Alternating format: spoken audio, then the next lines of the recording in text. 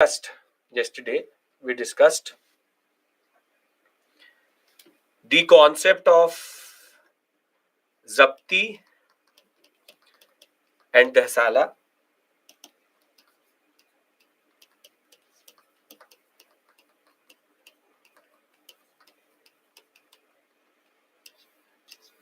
Zapti and Dahsala.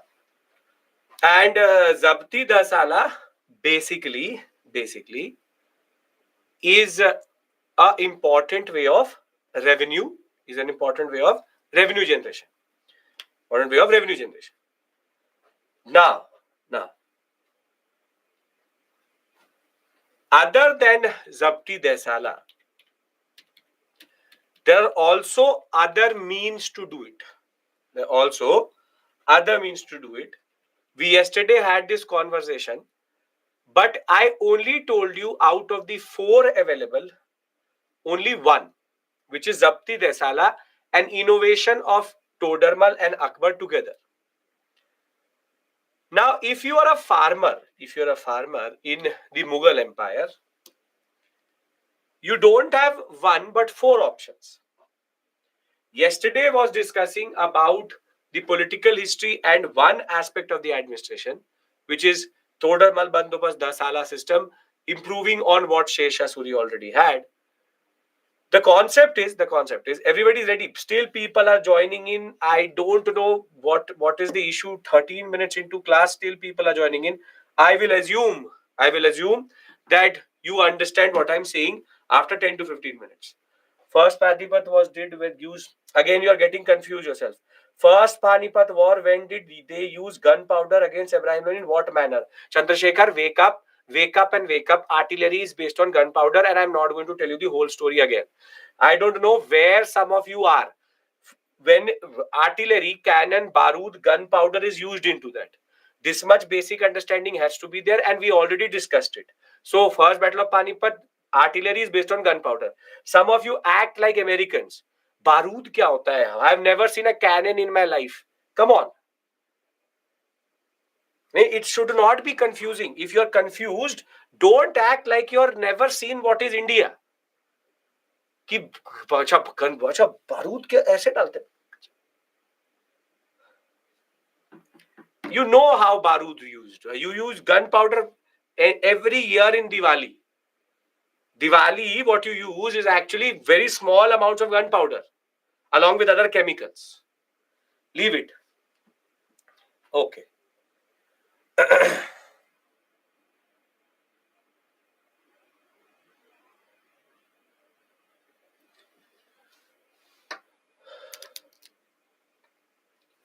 Yeah, toy guns and all also we use small gunpowder. Yes.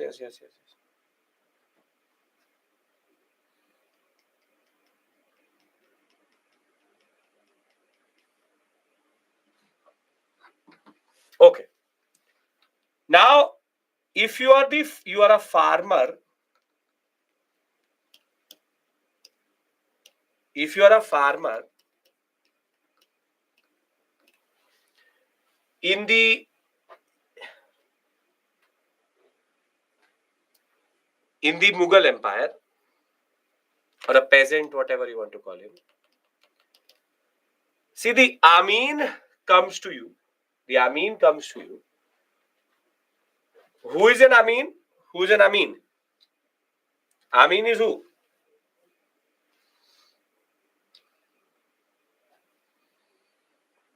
They were using gunpowder in First Battle of Panipat. Then why did they rebel in 1857?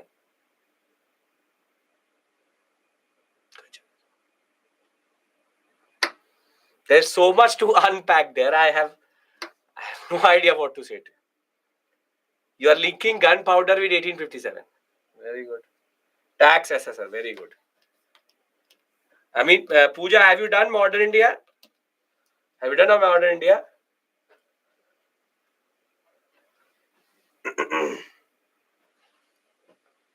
Still, you're asking me this question. Chalo, very good.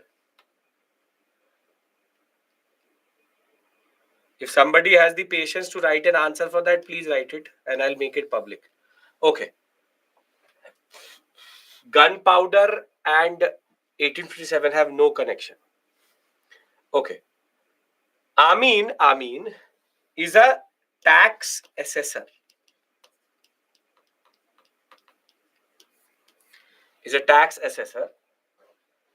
And as a tax assessor, when he meets the farmer, he gives him four options. He says what type of taxation regime you want to go into. What type of taxation regime you want to go into. There were four options available to the farmer. There were four options available to the farmer. The first one was the one which Akbar and Todermal themselves developed, which is called Zabti or Dhasala system. If he chooses Zabti and Dhasala, the Amin then communicates to the Amil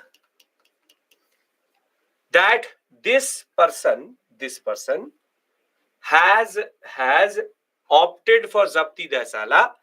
I am doing one thing. I will measure your land, and based on the formula of 1/3 of produce into Ray, 10-year average,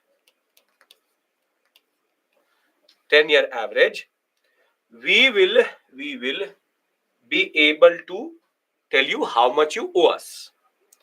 After the land, after you have harvested, so you will pay tax.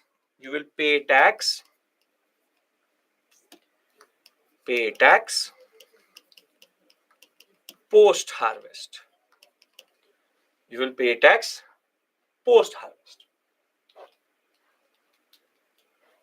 Now, this is a good system if you have a good amount of land. But other than that, there is one which is called Galla Bakshi, Batai, and Nasak. If the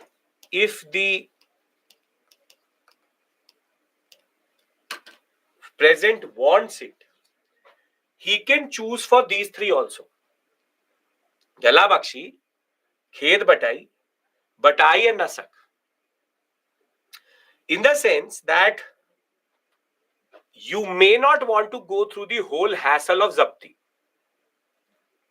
Now, what does Galla Bakshi mean? See, Galla Bakshi, if Amin is asking a farmer, and if the farmer says, I want to choose Galla Bakshi or Khet Batai,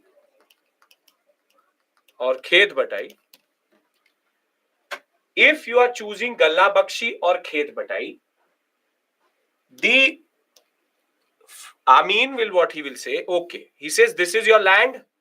You will say, yes, this is my land.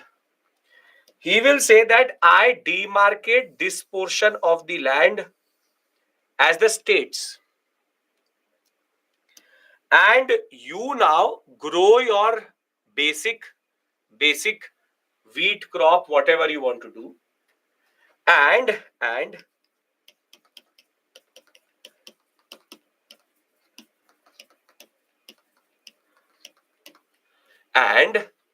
I will not do anything right now. The Amil will come.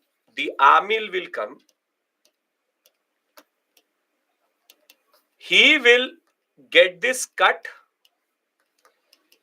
take it to the market and sell it off for revenue. Basically, as Galla Bakshi means Khet Batai, the Khet, which is the farmland, is baat diya, basically divided. That I am a very small farmer. I'm a very weak farmer.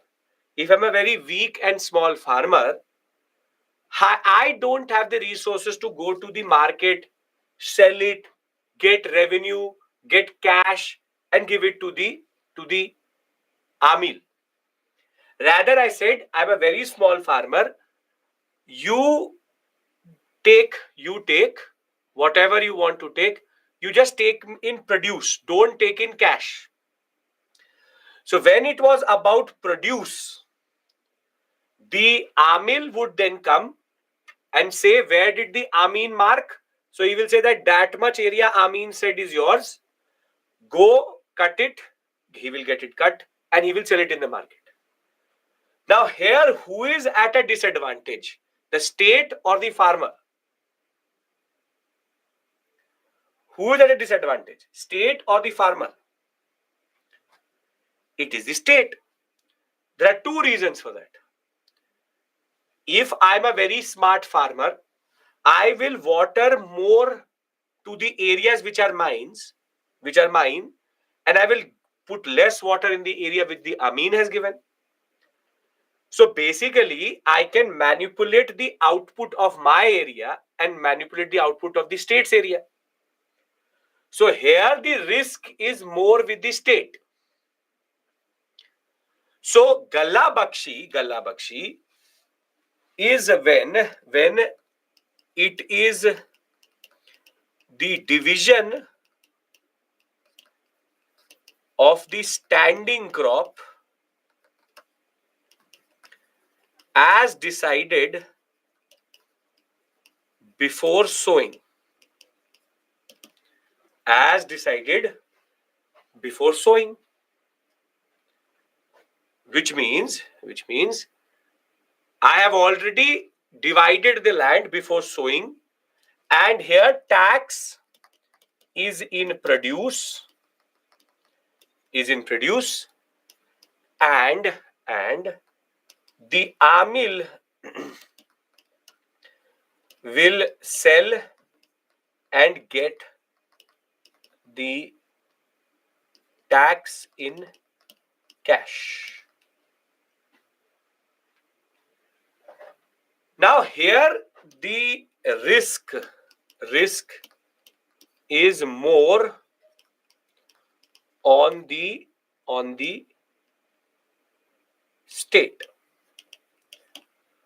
So the state developed a new system or had a new system in which it was better for the state and the risk was equal.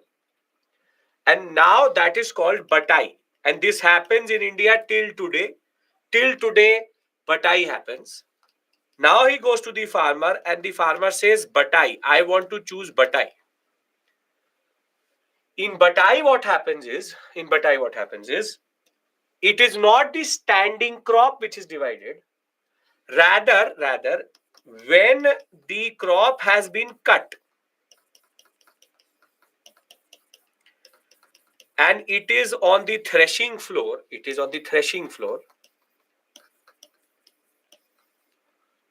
now the amil will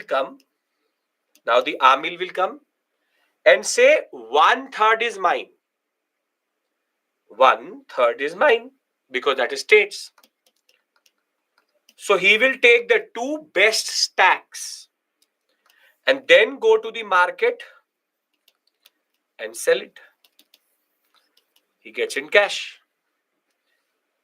So the difference between Batai and Khet Batai is it is the division of the crop on the threshing floor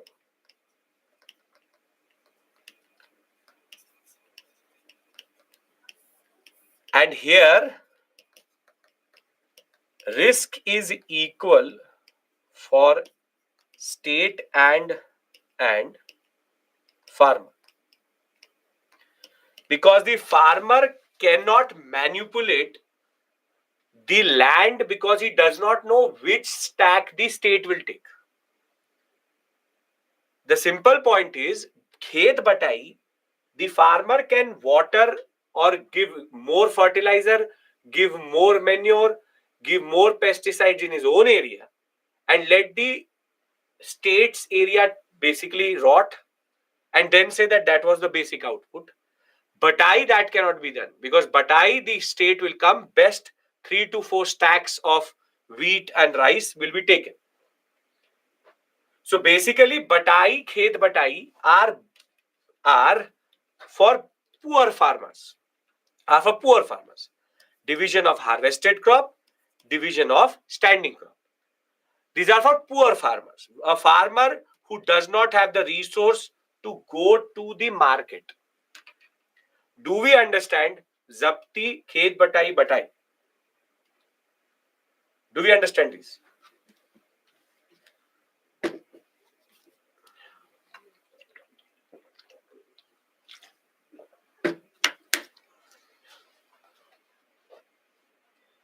Yes, sir.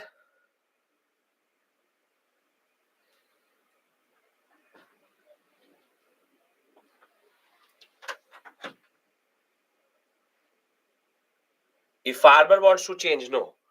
Once he has decided, Amil, once he has been told that it is Khet Batai Batai, Amil will automatically come. But corruption fear always strike in the mind of this system. That is true for today also. With everything you have, corruption happens. So corruption is not specific to medieval India. Okay. Zapti is cash. This is cash. This is produce. And this is also produce. Are we clear about these three things? Please have to tell me, because then I move forward and discuss Nasak, and then we can close this area. Okay. Now, now the last one is called Nasak. And Nasak is very straightforward. Whatever I paid in cash last year, just take the same. Basically, in Nasak, you don't want to go through the scrutiny of the state. How much land, this land, that land. What type of farmer would basically want Nasak? Tell me, please. What type of farmer would basically like Nasak? A farmer who has additional income. He says, you want 1,000 rupees? I give you 1,000 rupees. Now, don't ask me where this 1,000 rupees came from. So basically, if I'm a farmer who has good land, I have a little bit of farm stock also, animal husbandry is there, everything is happening. If all of this is happening, then I would not want the state to always come do Zapti Desala. No, you want 1,000 rupees, I will give you 1,000 rupees. Take it, leave it. So Nasak is basically the concept of rough calculation of amount payable by the peasant on the basis of what he has been paying in the past. He says all this measurement and all, don't do it. So basically, in during, and this is also in cash. This is also in cash. So that 2 in cash, 2 in produce. So basically, when you are a farmer, and today farmers have less options. If you are a farmer in Mughal India, you have 4 options to give revenue. 2 in produce, 2 in cash. 1, you can pay in cash through proper system of Zapti. 1 through Nasak, which is take whatever I gave you last year.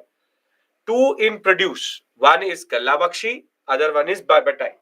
Galla Bakshi. If you choose Batai last year, then how will you choose for Nasak? You can't. Why are you making it into a CSAT question? No, you can't.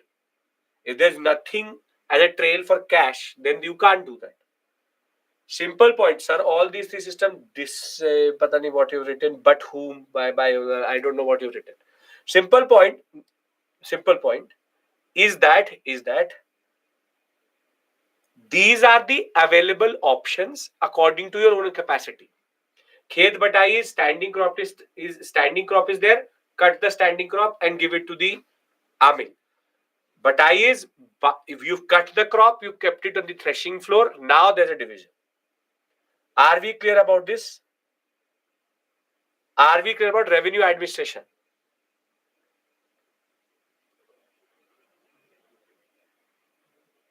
How amount in NASAC is calculated? What you gave last year, Amil and Amin already have accounts for that. Okay. Now, we have covered revenue administration. And now we move to the second part of the story. After looking at these words. Now, during the Mughal period, these words were used to designate land. Interestingly, these are the words which we till today use, which is Pulaj, Parti, Chanchar, Banjar, and Takavi was a loan which was given by the state to the peasant if he wants it. So Polaj is a land which is very fertile in cultivation. Parti till today used land left for fallow so that the fertility comes back. Chanchar, which is land left fallow for 2 to 3 years, and Banjar if it has not been cultivated for more than 3 years. At the same point of time, we know Khalisa, Jagir, and Inam grant were ones which were given to religious persons. Now, this Jagir word I have to tell you and Khalisa word I have to tell you, which is basically related to the Mansabdari system. And simple point is, since yesterday we've done political history, we've done the revenue administration, Zapti, Dasala, Galla Bakshi, Batai, and Nasak. If there's a question with regards to statement-based question on this, you are capable of answering it. Yes or no? Yes. Okay. Perfect. One second.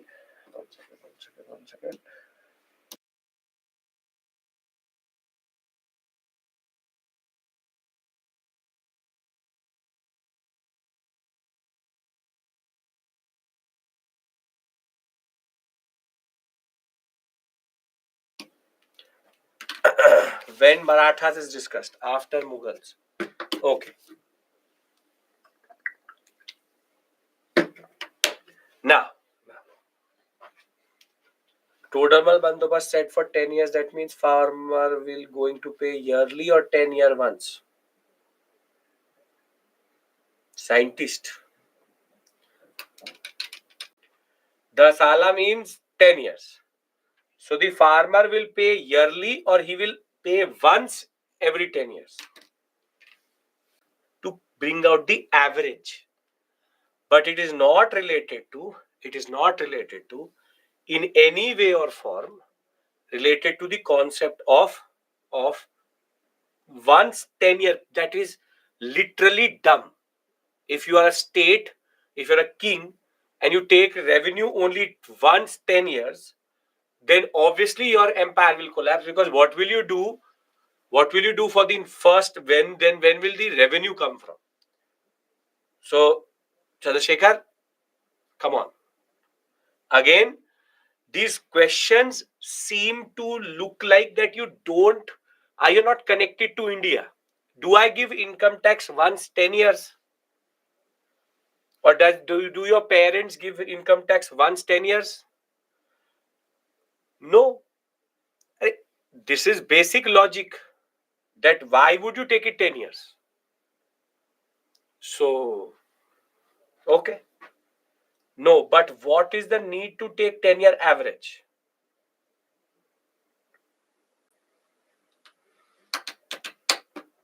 Which again makes no sense.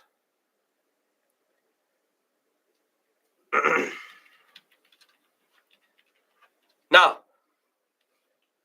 when it comes to, watch the video, Chandrasekhar, yesterday video, first, that discussion seat. You are doing it because you don't want to do revenue assessment every year. So taking 10-year average so that it's basically representative of the period of the produce and price. And then you can keep it stable for 2, 3, 4 years and then later revise it if needed. 10-year average they're taking because it's easier for the state and the people both. Okay. Now, when we talk about the agrarian landscape, this is the last discussion we have. This is the last discussion we have with regards to revenue and land before we go to Mansabdari. The concept is very simple. The concept is very, very simple, which is that other than having Galla Bakshi, Khet Batai, which is the same thing, Batai, Zabti, these are revenue assessments. Now, on the other side of the spectrum, there are also social categories.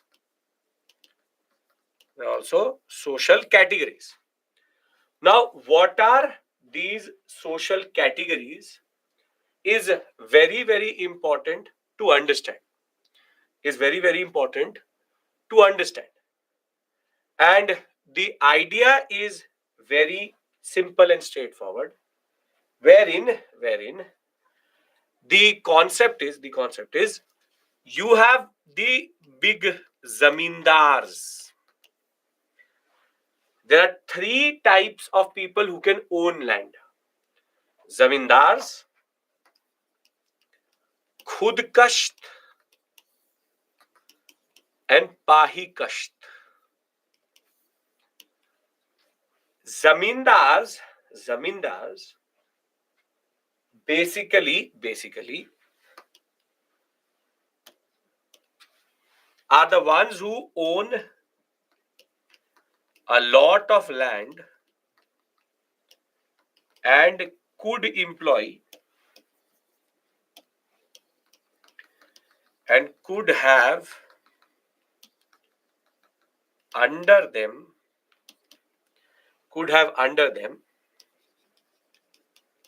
multiple tenants or agricultural labor which produce for the zamindar. So now, please don't be an American or a French and ask me, no, I don't understand this. Because zamindars exist till today in India. It is a social category. Zamindars own their own land, but this land could be in hundreds of acres, thousands of acres. And one person obviously cannot produce land or cannot produce, or not even one family can farm on thousands of acres. So they employ people to work on it. Do we understand who are zamindars?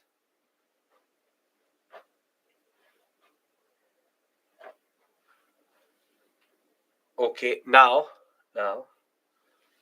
in a way, zamindars are giving tax to the state, and zamindars can also extract revenue or produce from their tenants. But whilst doing that, do the zamindars become officials of the state?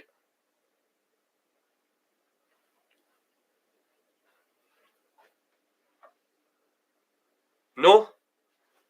So can I say very easily, zamindars have no revenue collecting powers but extract revenue from tenants as revenue collecting rights. Can I say this? that they don't have power to collect revenue. They are just exercising their right over that land to collect revenue and then give it to the state. But in no way, the state has not delegated any responsibility.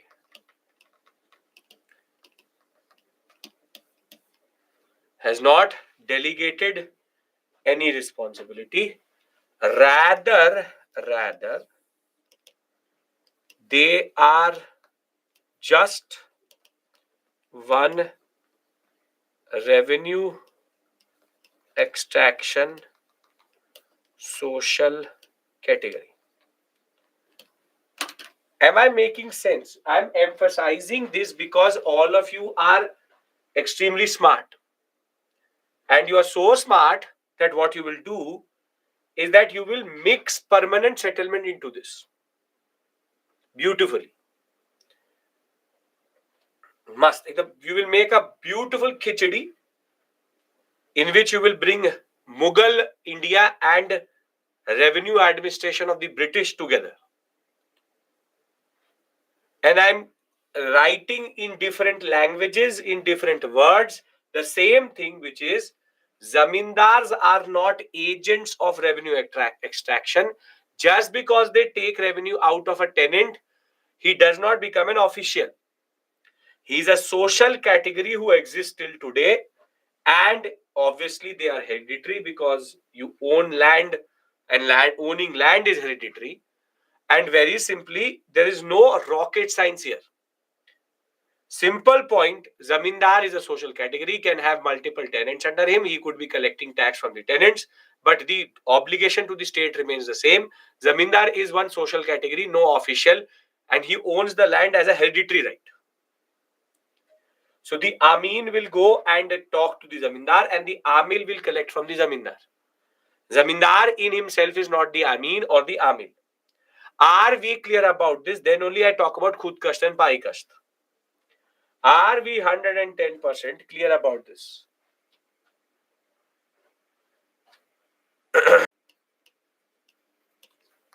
And khud kasht.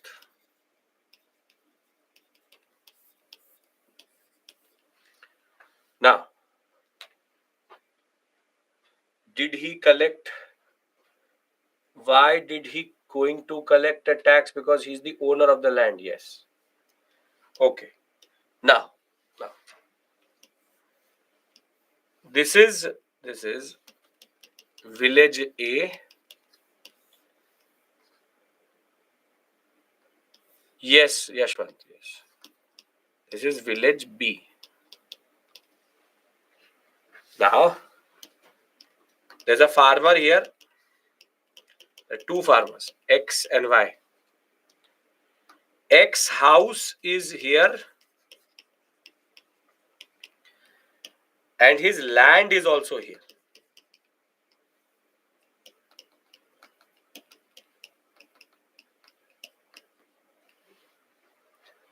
However, Y lives here, but the land he cultivates is in a different village. He has to travel to this village.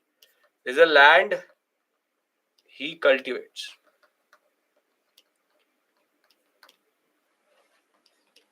So in a way, A residence, no, not A, but X. Residence and land are in same village. This is called khud kasht. A migratory farmer is called a pahi kasht. Residence and land are in different places. But what is common to khud kasht, pahi kasht and zamindar is all own their own land. Are we clear about this? Difference between khud kasht and pahi kasht. Yes. So let's read it out also. Zamindars were a social category, but heterogeneous.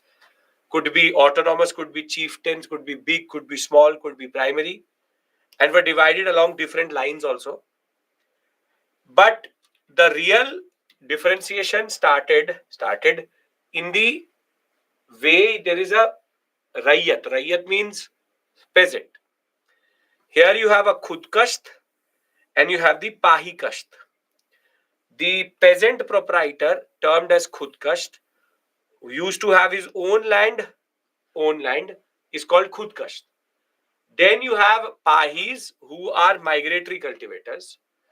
But other than that, there are also two more terms, Muzarain and Majur or Hali. Majur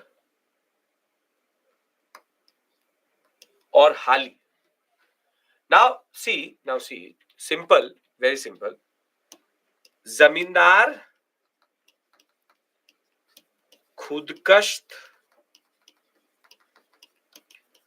Pahikasht, all own land. However, Majur and or Hali and Muzarain, they do not own land. So basically they are agricultural. They're agricultural labor. They're agricultural labor. Now, even more important, then what is the difference between these two? Majur Hali, as it says here, see, those cultivators who did not own land of their own are called Muzrain. Muzrains are a category of cultivators privileged less than Khudkasht, occasionally dependent on village money lenders for bullock, plows, and seeds. On the other hand, you have Khudkasht, Pahi, Muzrain. Another section was Hali or Majur. The difference between the two is that Muzrain and Hali. Muzrain does not own his own equipment or what we call as tools of production. While on the other hand, Majur Hali owns the tools of production. Wherein the simple point is you have one who brings his own equipment.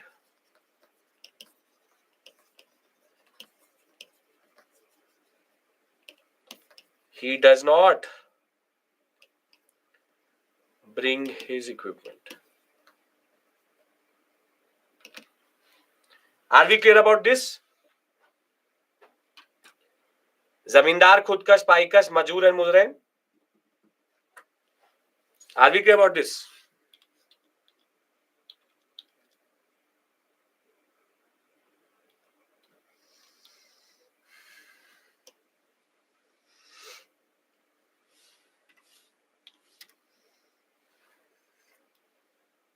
Yes?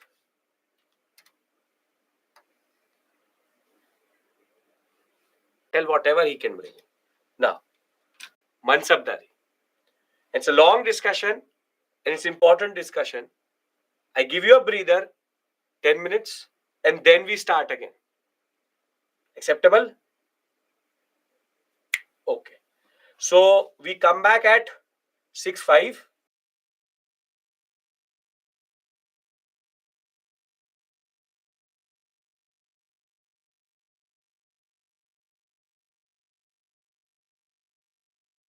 Something called Mansabdari. We have to. Okay. Now, when we talk about something called Mansabdari. We have to understand something. Let's keep it simple. Now tell me one thing. I'm writing certain things. You tell me what it is. You have district magistrate, then additional secretary. Thereafter, we have, for example, joint secretary. Then secretary, file, for example, finance secretary. And then you have cabinet secretary. What have I written here? What is this basically? What are these? This is an administrative hierarchy, and these are actually ranks. Very good. These are ranks, and this is an administrative hierarchy. Beautiful, very good. Now, at a certain hierarchy, you get a salary also. So, for example, salary, you have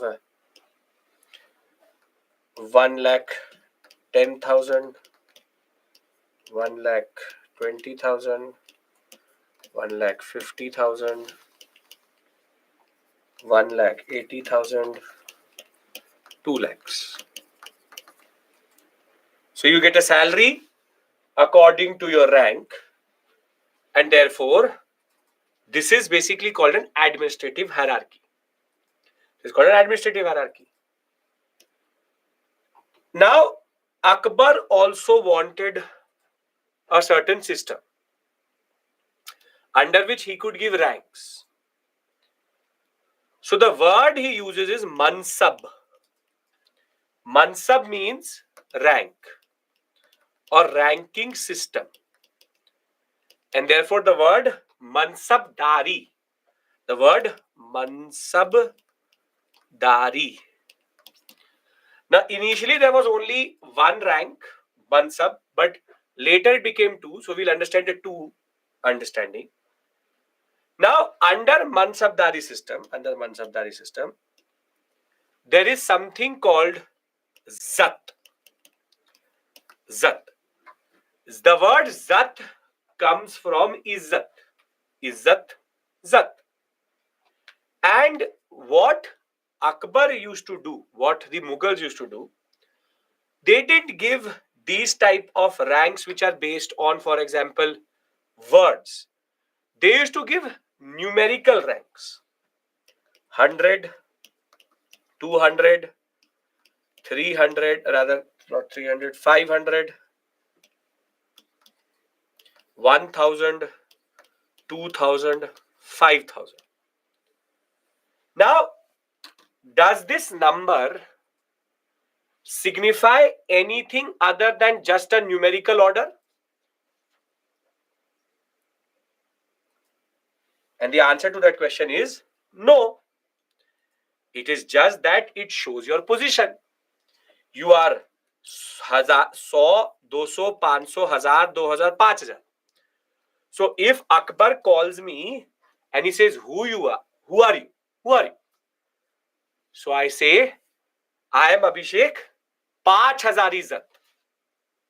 So Akbar gets to know, okay, he's an important official because 5000 izzat. He calls another person and says, what is your rank? He says, 1000 izzat, 1000 zat. So he believes, okay, if it is 1000 zat, then that ways it is quite important, but lower than or greater than me. That person is lower than or greater than me. He's lower than me. Because I am at 5000, he is at 2000. So basically, there is every officer in the Mughal administration, had a certain numerical rank.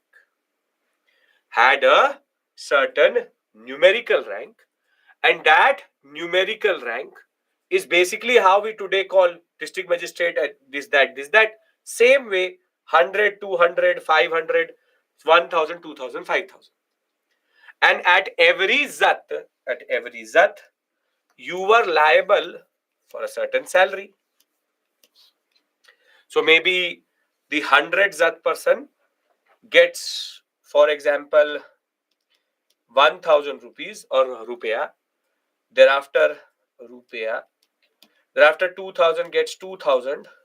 He gets 5000. He gets 10,000. He gets 20,000 rupiah. And he gets 50,000 rupiah. How they got recruited is on merit or nobility. Obviously, nobility, not merit. There's no UPSC examination.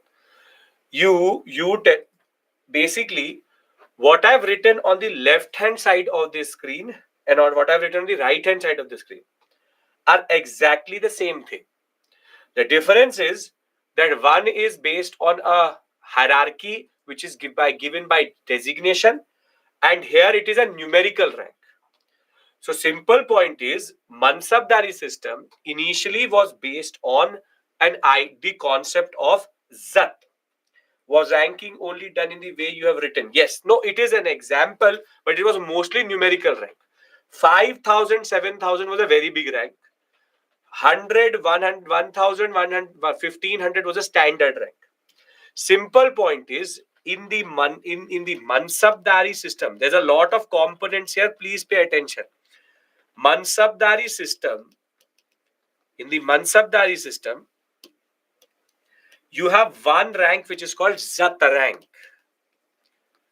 Zat is a numerical rank which decides your salary. So if I have written 5,000 Zat, 1,000 Zat, this number has no meaning other than just telling you they are in a hierarchy. It only decides your salary, but this number is meaningless other than just being in a number scale. Do we understand this? Do we understand this? Okay, very good. Now, Akbar was not, it's just a position, yes.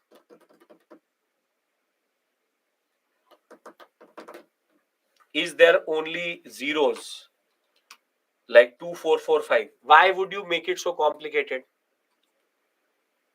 It is mostly integers.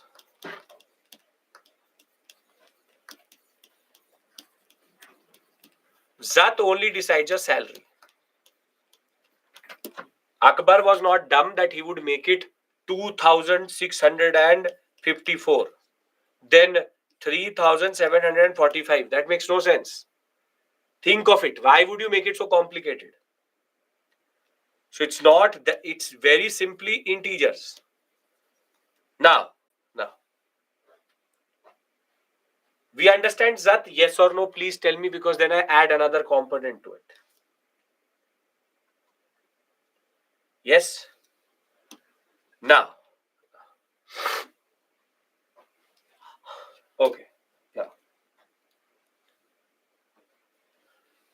Akbar did not just want to tell you your salary, but he wanted some military support from you also.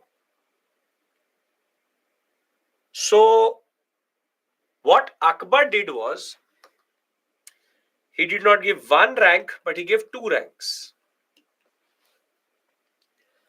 One is called Zat. The other one is called Sawar. The other one is called Sawar. Zat decides your salary. Sawar rank tells you your military obligation. Now, basically, They used to give a rank something like this.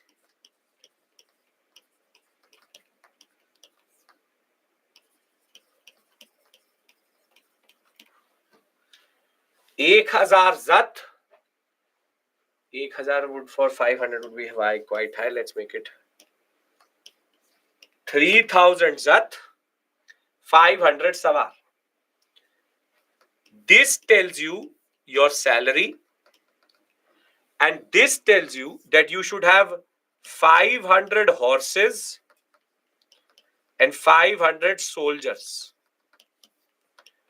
One savar equals to one horse, one man. Equals to one horse, one man. 3000 zat, 500 savar. This number, does it have significance or no significance? It has significance because this is numerically important. Zat was always greater than equal to savar. Savar rank can never be higher than zat. Now you will ask me, who pays them? This salary which you are paying, you have to pay these 500 soldiers and 500 horses out of it. Now, if I had to write an equivalent today, I could have easily written it like this. Principal secretary, 100 servants. Basically, Government of India has said that as a principal secretary, you get 1,50,000 rupees, and in that you also have to maintain 100 servants, and the pay of these servants come out of this. Now, savar means cavalry. Savar, jo baithta hai. Savar means cavalry. Now tell me one thing. There is 1%, 1000 zat, A. There's B, 1000 zat, 100 savar, C. 2000 zat, 300 savar. Now between A and B, should they have equal salary?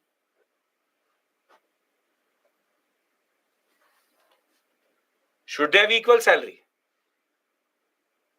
No. Because here, no obligation. Here, 100 obligation. So if I am paying this person, for example, 1000 rupees, I should pay this person 3000 rupees, yes or no? Yes or no? Yes. Now, B should get or C should get more salary than B or less salary than B.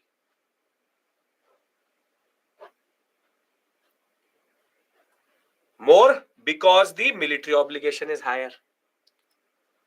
So now what I'm trying to tell you here is a very simple concept. Mansabdari system was the ranking system of the Mughal Empire, in which two ranks could be given. One, Zat, other Savar.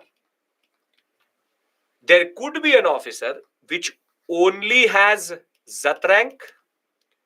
There could be an officer who has Zat plus Savar. Zat decides your salary. Savar decides your cavalry responsibility. Was there a military obligation in Ikta and Nayankara?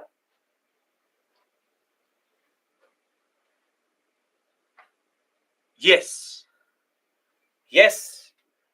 Both in Ikta and Nayankara, military obligation was there. Have a small contingent of army. But then what is the difference between Mansabdari and Ikta and Nayankara? What is the difference? Tell me. You know that already. logically use that idea.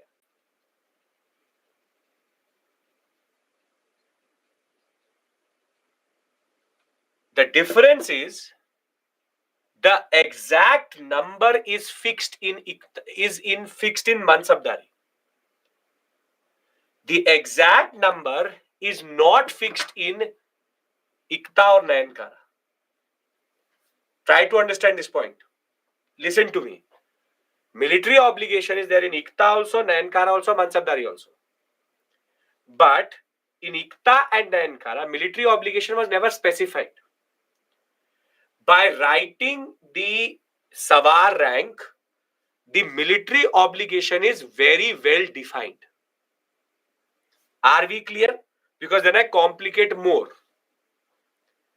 Then I complicate even more.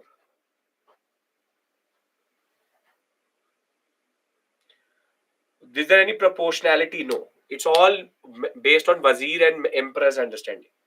Can we complicate it more? I will make it comprehensive. I have to add another component to it. Okay. Now, if you are a Mansabdar, you could be two types. Zat plus Savar. You could only be Zat. Correct, incorrect? Correct, incorrect. I am taking you on board because you need to understand the logic. If you understand the logic, you will never forget it. Correct. Perfect. Now I can pay either in cash or in land grant.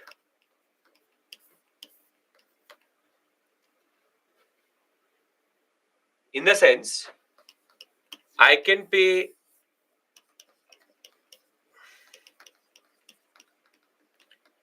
he has to be paid 10,000 rupees. I can pay it in cash. But I also have an option, which is to go for a land grant, which is basically called a Jagir. Is basically called a Jagir. And now comes this subsidiary concept within Mansabdari. The whole empire. Now here, if you understand Ikta, you will never forget this. The whole empire was divided into two parts. Khalisa, which is crown land. Revenue goes straight to the central treasury. Akbar started Mansabdari, yes. And then you have what is called Pay Baki. Bhai, kya hai Baki? Pay Baki. Whatever is Baki out of Khalisa, Baki means left. Whatever is Baki is Pay Baki. In Pay Baki, Jagirs are allocated to Mansabdars in lieu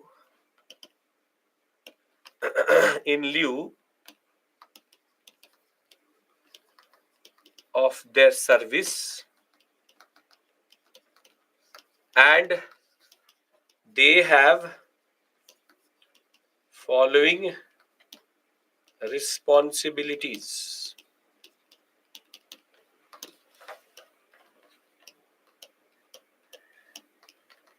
General administration, revenue administration, law and order. If Savar rank is there, maintain it, and excess revenue to center, non-hereditary, non-permanent, and transferable. Between Ikta and Mansabdari, what is the main difference? Between Ikta and Mansabdar, what is the main difference? Savar. Now, can I say, therefore, Savar means military responsibility is specified. Now, if I want, can I say that every Jagirdar is a Mansabdar, but not every Mansabdar is a Jagirdar? Am I right? Am I right? If I'm right, can I bring both the concepts together? What I taught you in the beginning and what I've taught you right now on one slide. And then we read this. Okay. Now. See, Mansabdari system, Mansabdar, Savar rank exists only for Zat. Only if you have Zat rank, then only Savar can be there. Na? If you are a Mansabdar, you can be two types. You could be either three types. With three types. You could have Zat plus Savar. You could have only Zat. No, we keep it to two only. Two types. Zat or Savar. Zat and Savar. The difference is military obligation is there.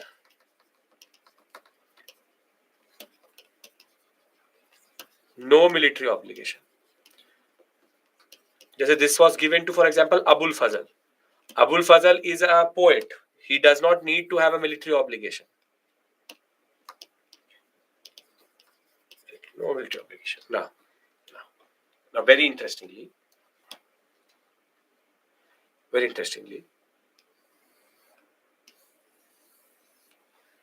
they can be paid in two ways.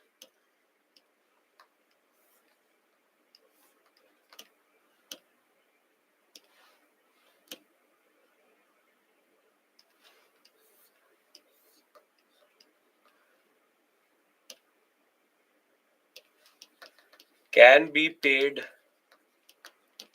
in cash, then you remain a Mansabdar,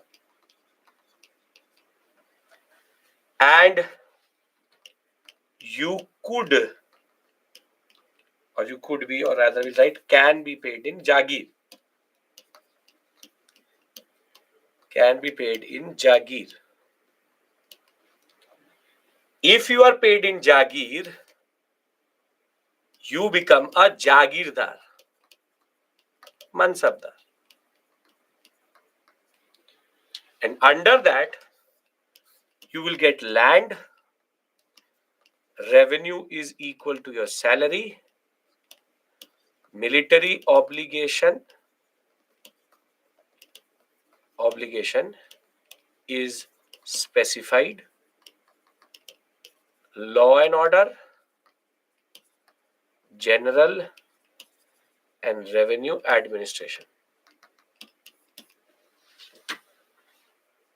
And there is one part of the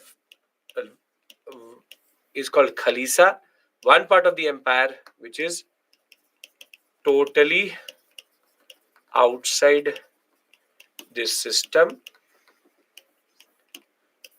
No Jagirs allocated here. No Jagirs allocated here.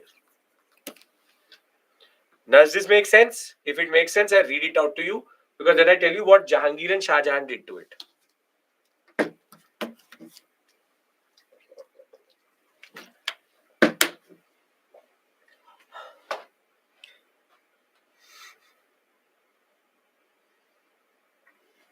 What if the land income of Jagirdar is higher than the salary paid? Then he have to send to excess revenue. Will have to send excess revenue, send to center, send to central treasury. That is something which I presume. That means it is all about medium of payment and Zat. Yes. Zat decides what is your rank and your salary, and then the median of payment resides if you are going to be a Mansabdar or going to be a Mansabdar Jagirdar. Then only paid in Jagir, then only this responsibility was given to Jagirdar. When only paid in Jagir, no. You could be a person who has no military obligation but also has a Jagir. If you're paid in cash, you don't have administrative responsibilities. Again, that is not given. You could be paid everything in cash, but you also have a Savar rank. Who takes for Kharisa land? There are officers for that. Can I read this out to you? Maybe it will make more sense. Okay. See, Mansabdari is a tool of consolidation.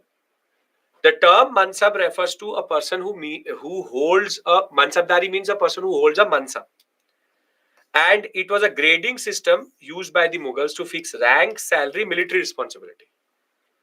Rank and salary were determined by a numerical value, Zat. The lowest was 10, highest could be 5,000, 7,000 was given to Man Singh. At first, there was only one rank, Mansab.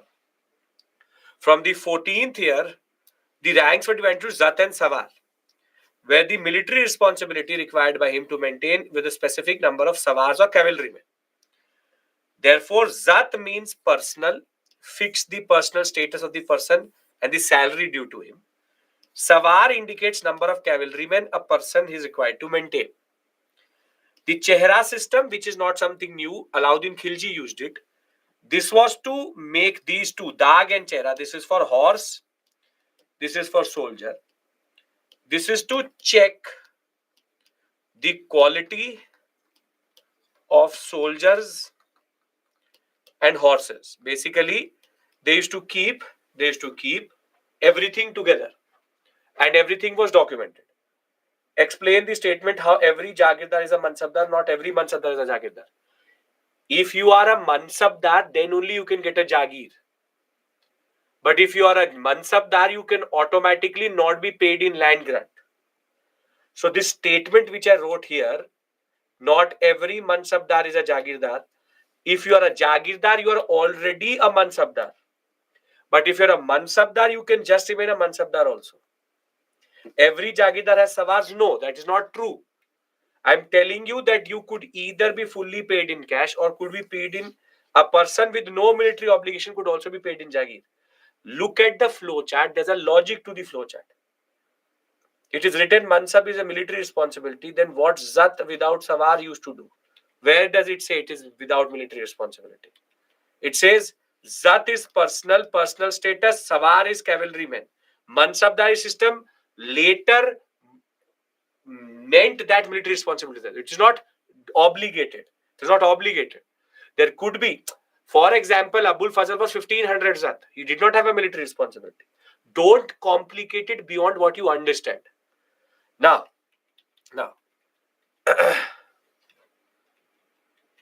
in Akbar's reign, Jagirs were carefully assessed so that their revenue was equal to the salary of the Mansabdar. By Aurangzeb's reigns, that was not true.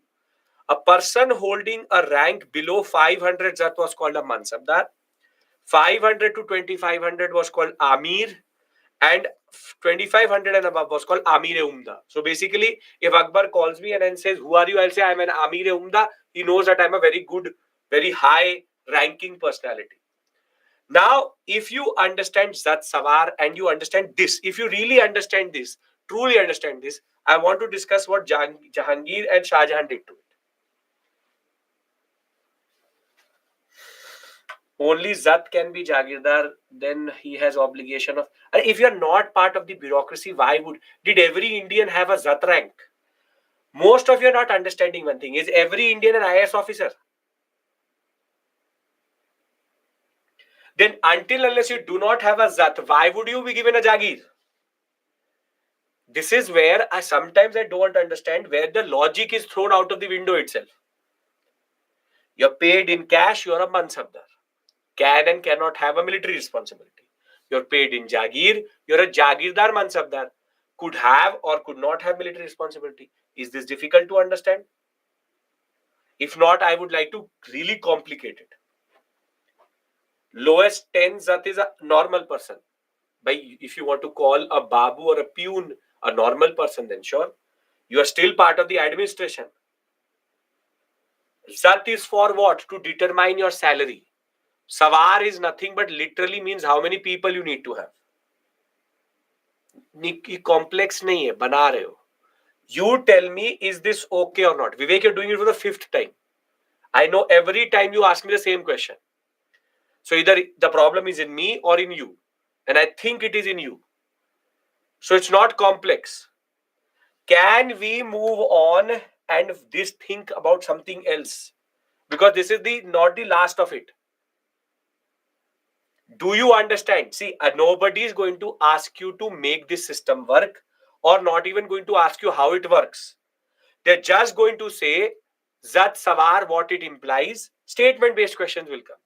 I have given you actually how the system works. Can be paid in cash, can be paid in Jagir. Khalisa and Jagirdari system, Paybaki is important. Are we clear? Because then I talk about Jahangir and Shah Jahan and end this discussion. I want everybody's yes, then we move forward. Be it a Mansabdar only or be it a Jagirdar. Mansabdar is not all necessary to have military responsibility. No. Military responsibility is only when Akbar gives you Sawar. Okay, now pay attention. Under Akbar, what was given? 5,000 Zat, 3,000 Sawar. This means how many horses are there? How many horses are there? 3,000. How many men are there? Again 3,000. Very good. Right? I don't know why you're writing 4,000, but I don't know what is the 4,000. Okay, perfect. Now, under Jahangir and Shah Jahan, they had to actually fight quite a lot in the Deccan sector. So they had to find more particular Zat without. Again, Rituja, I've already discussed it. If you have military responsibility, you're paid more. Same Zat, but with military responsibility, you get more, obviously. Now they are fighting. It's not just. It is just. If you only have Zat, you get less. If you have Zat and Sawar, you get more. That's a standard system. Now, Jahangir, Shah Jahan are constantly fighting in the Deccan sector. They want to extract more out of the same Mansabdar Jagirdar than what Akbar was extracting. So what Jahangir did and what even Shah Jahan took forward, and don't talk about justness, how will they do it? I don't care. Akbar also did not care. Jahangir did not care. Shah Jahan did not care. What they did was, they did this. 5,000 Zat, 3,000 Sawar, but they gave a third rank. 1,001 Aspa, 1,002 Aspa, 1,003 Aspa. Basically, what they've done is they're saying, out of this 3,000 Sawar, there should be 1,000 men with 1,000 horses. 1:1. There should be 1,000 men with 2,000 horses. 1:2. And there should be 1,000 men with 3,000 horses. 1:3. Total number of men is how much?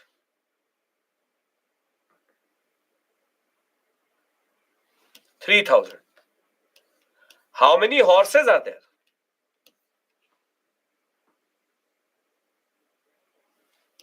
6,000. And horses are an asset.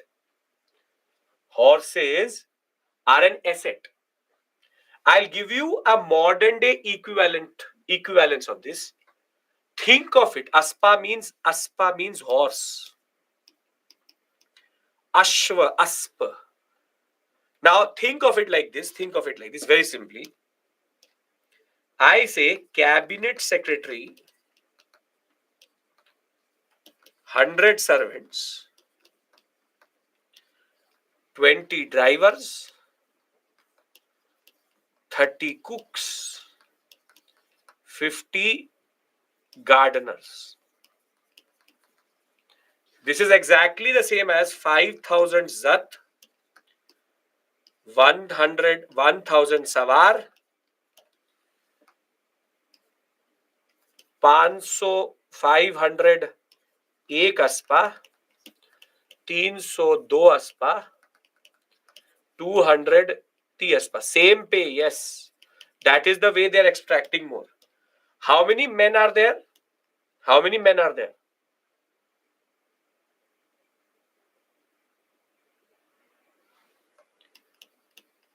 अरे maths करो यार. 500 plus 300 plus 200 or already rated. How many horses are there?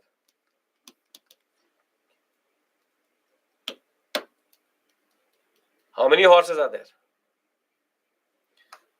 Here there are 500. Here there is 300 into 2. Here there is 200 into 3.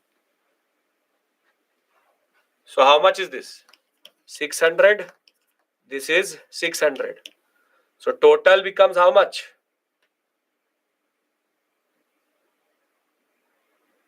1700. Good. 1700. 1700, 1200. Yeah. 1700. This is what is said as Shah Jahan Jahangir have adding another subdivision, Duashpa, Shiaspa, troopers with 2 or 3 asses, implied a Mansabdar holding a rank had to maintain and was paid double the quota of troopers indicated in his Sawar rank. Ironically, you tell me, will number of men ever exceed the Sawar rank?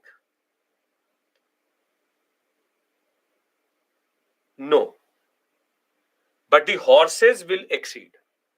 I will just do this basic practice with you and we can then take a break because I can see you are overheating. Ek aspa means Amit. I don't know if you don't know Hindi. Ek, do, teen, 4, 5, 6, 7, 8, 9, 10, 11, 12, 13. So ek, do, teen, ek aspa, do aspa, ti aspa. Get it? Come on.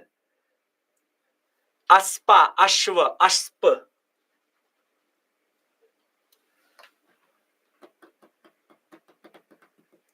Wait.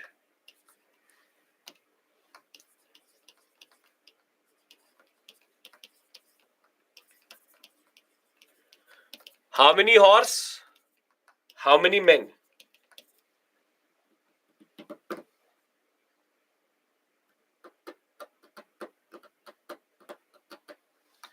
1,000.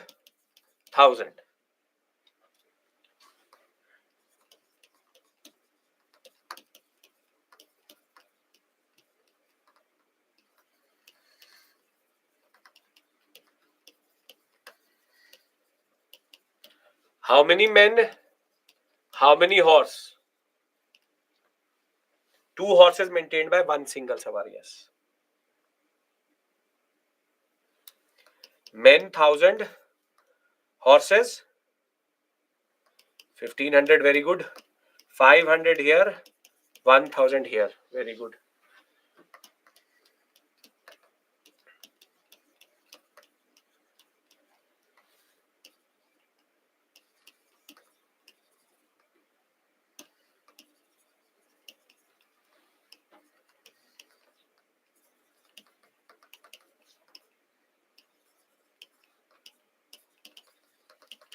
How many men? How many horses?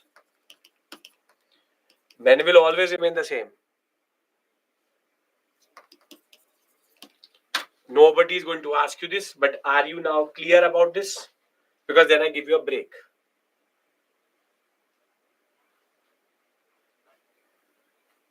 Done? Great. So I see you at Take it as 50, 7-5, and we'll talk about Rajput and religious policy. We're finally out of the administrative sector. I'll take you to this slide where you can understand this better. Yeah. Okay, see you. Aspa means horse. Ek, do, teen. Savar means 1 plus 1. One horse, one savar. One savar equals to 1 horse and 1 cavalryman. Okay.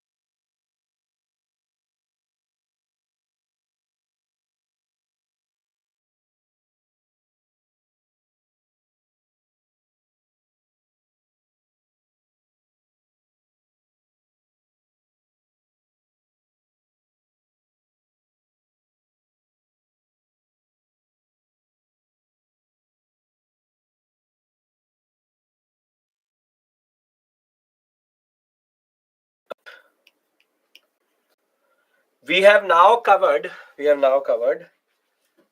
political history,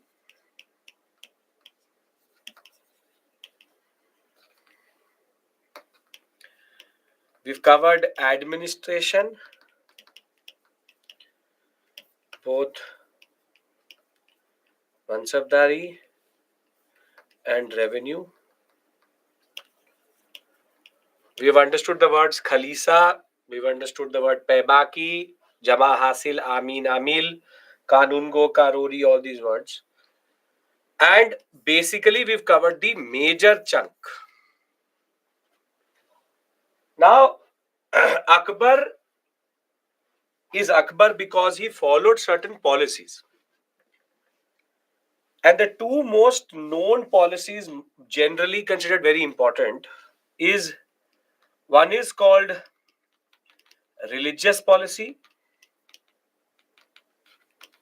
and the other one is called Rajput policy. We'll first discuss Rajput because Rajput is a very, very, very important policy which they followed. Now, these are very descriptive areas. They're quite descriptive areas. May be relevant for optional, may be relevant for mains level examination, but there are no mains questions. But you should know about the Rajput and religious policy other than the factual part which I will tell you. So don't expect a very deep, certain rooted question with regards to this in the examination. But basic factual things I have in the PPT also, but you need to understand the policy in order to understand Mughal Empire better. So let's start with Rajput policy. Now, when we talk about the Rajput policy, very simply, Rajput policy is based on the idea. What did Jahangir and Shah Jahan did change in Mansabdari? That whole Ekaspa, Duaspa, Shiaspa thing. Now, when we talk about Rajput policy, the Akbar, when he came to power, he had to be first dependent on Bairam Khan and Mahamanga. He eliminated both. Throughout his rule, he had Mirza Hakim,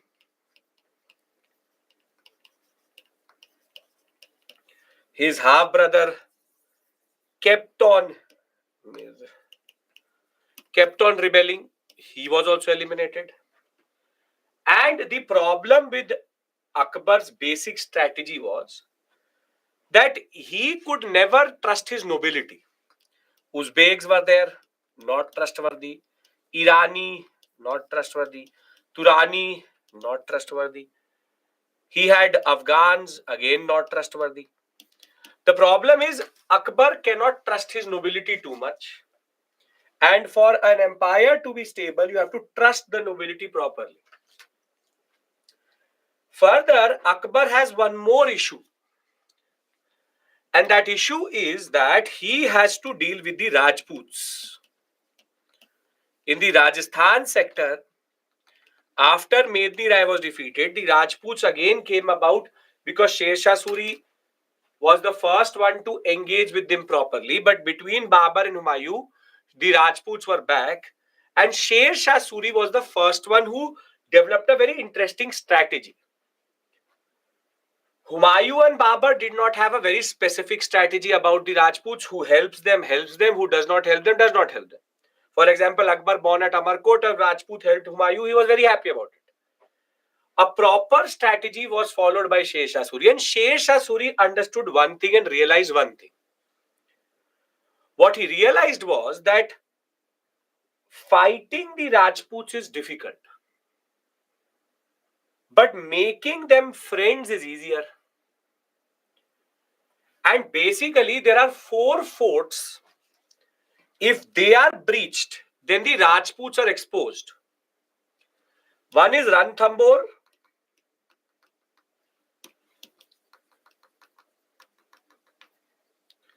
The other one is called Chittor.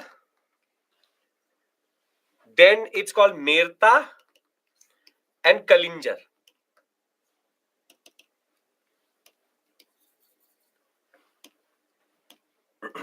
Kalinjar. These are 4 forts which are based on 4 places. Ranthambore, Chittor, Merta and Kalinjar.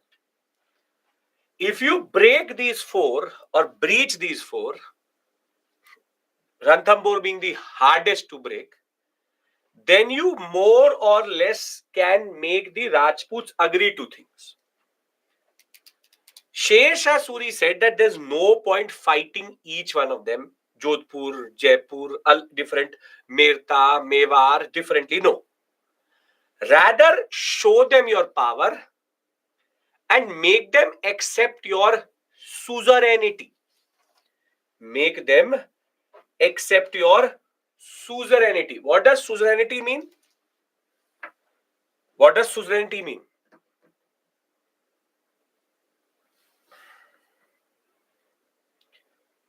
Suzerainty means overlordship or having indirect control over them, meaning keep them autonomous. Feudatory relationship, feudatory politics is based on sovereignty or suzerainty.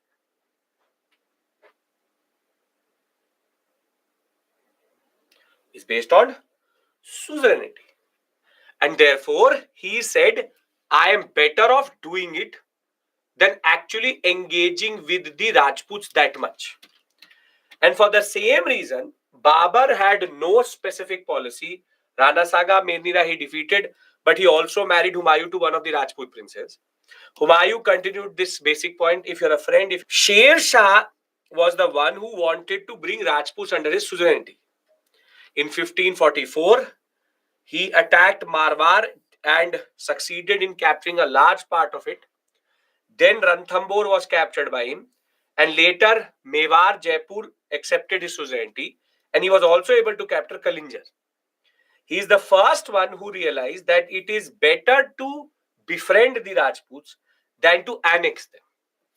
But Akbar took it one step forward and actually made it into a proper policy. Can we discuss Akbar's Rajput policy as followed by him, his Jahangir and Shah Jahan? Yes? Okay. Now, Akbar had a 3-step policy. Akbar had a 3-step policy.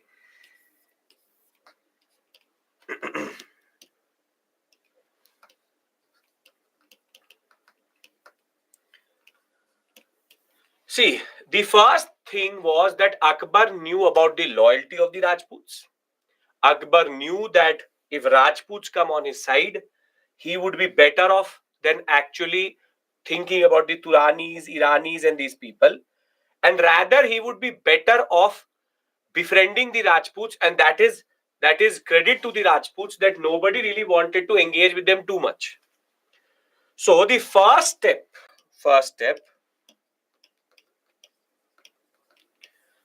was show of power. Was the show of power. What does this mean? Show of power means that Akbar captured Mirta, Kalinjar, Ranthambore, and the last one was Chittor. So therefore, Akbar has actively shown, and I'm telling you the theoretical part. I have the sequence also, so don't worry. I'll have an example for you also ready. Now, Akbar therefore showed to the Rajputs that, see, these are the 4 forts which you think are very unbreachable. Which are unbreachable. So he's showing power by capturing Kalinjar, Ranthambore, Chittor, and Mirta. And he now has shown to all the Rajputs and Rajput Confederacy that if he wants, he can destroy anyone. If he wants, he can destroy anyone. But what is the disadvantage of war? What is the biggest disadvantage of war?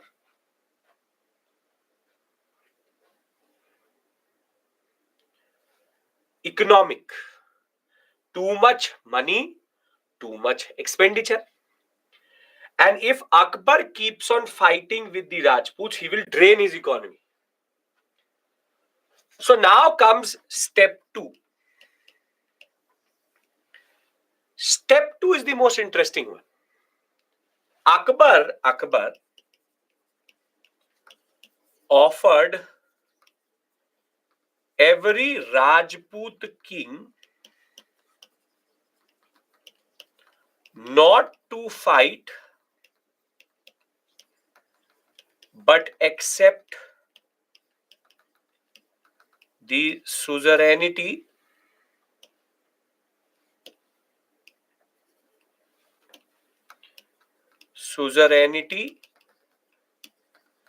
of Akbar in return.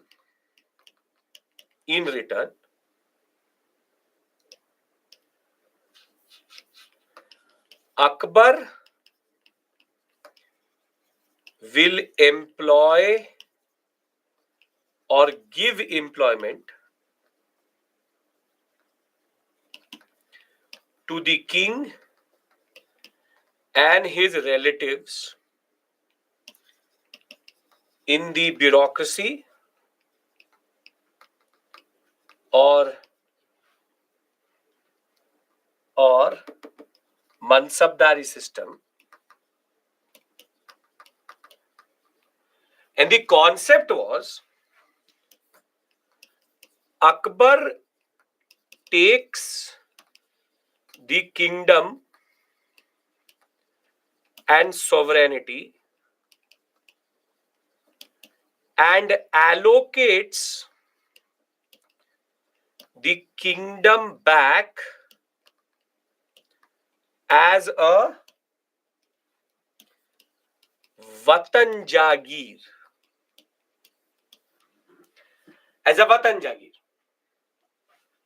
Basically, what he's doing is that if this is your kingdom, and you are the sovereign. Sovereign means what? Do you have both internal, external freedom, or only internal, only external? You have both. Akbar says that let's do one thing. I'll take this kingdom from you I will make you a Mansabdar Jagirdar, and I will give you the exact kingdom back as a Vatan Jagir. As a Vatan Jagir. Are Jagirs hereditary? Are Jagirs hereditary? No. But Vatan Jagirs are permanent, hereditary, and non-transferable. More than that, Akbar or no Mughal will play any role or not meddle into internal politics of the kingdom or Vatan Jagir. The Rajputs, whoever they decide, is going to be the next ruler. Akbar or Jahangir or Shah Jahan will accept it. It is on the ruler to decide who is the next successor or who should be given the next Vatan Jagir. Basically, this solves two problems for Akbar. First, it becomes a part of the empire. He does not have to fight. He does not have to get resistance. Second, which is more interesting, is does anything change for the people on the ground? For a shopkeeper, for a washerman, for a woman who's in this kingdom, does anything change? Basically nothing. Because the king was the king. Now he's a Mansabdar Jagirdar. The king used to collect tax. He still collects a tax. The king used to do what he used to do. He's still doing the same thing. But if that nothing changes, will there be resistance? Will there be resistance? Again, the answer is no. So therefore, what has Akbar made sure by doing this? What has Akbar made sure by doing this? Akbar has, in a way, made sure that the empire remains stable. Because if he takes this area, he appoints a Jagirdar Mansabdar, most probably is a Muslim, then the people will resist, the people will fight, there will be instability, every Rajput will do something, there will be this will be that, all drama will happen. So rather, he's taken one stone and killed two birds. One, he does not have to capture the Rajput.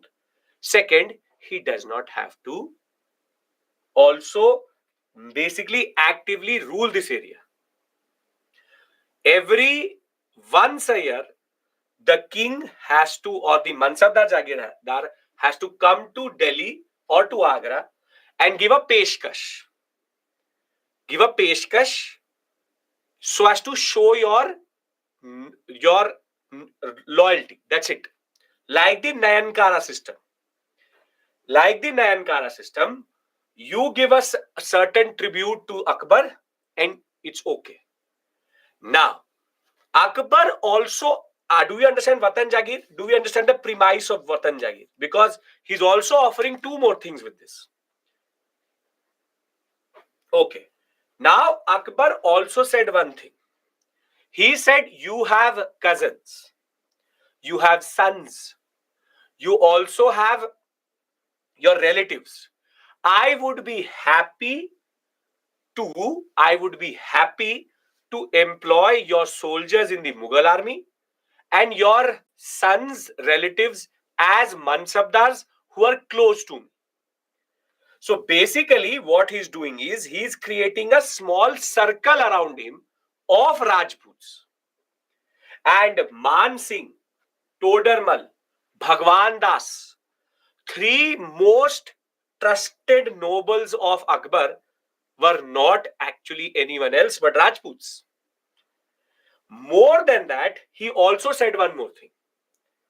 It was not compulsory. It was not something which was considered to be done for sure. It was not mandatory. Akbar said that I understand that by accepting my overlordship, other Rajputs may boycott you. When they will boycott you, they will not allow your daughters to get married within Rajputs. So if you want, I am ready to marry your daughters. Matrimonial alliance I will go into. I will not ask the women to change their religion. I will not ask them to accept Islam. I will not ask them to become a part of any Islamic ritual. I will give them their space. I will give them their mandirs and temples wherever they need it. It is a pure political transaction so that you are not socially boycotted by any other Rajput. And this is not compulsory, your voluntary idea. This is where Akbar had a very deep understanding of Indian rituals. He knew the consequences of what he was doing, and he gave a solution for everything. By doing this, more or less, it was a win-win situation for everyone. Rajputs don't have to fight, don't have to die, and don't have to basically go into conflict. They get their watan back as a watan jagir. They do what they want to do. Their sons get employment as jagirdar mansabdars, so they will also get some money. Their daughters, if boycotted by other social communities, can also marry to Akbar, the emperor of India. Over and above that, except for Mewar, Maharana Pratap, more or less all Rajputs accepted this, and in a way brings in the third step policy. The third step was, if you do not accept anything, then be ready to fight, which Mewar did.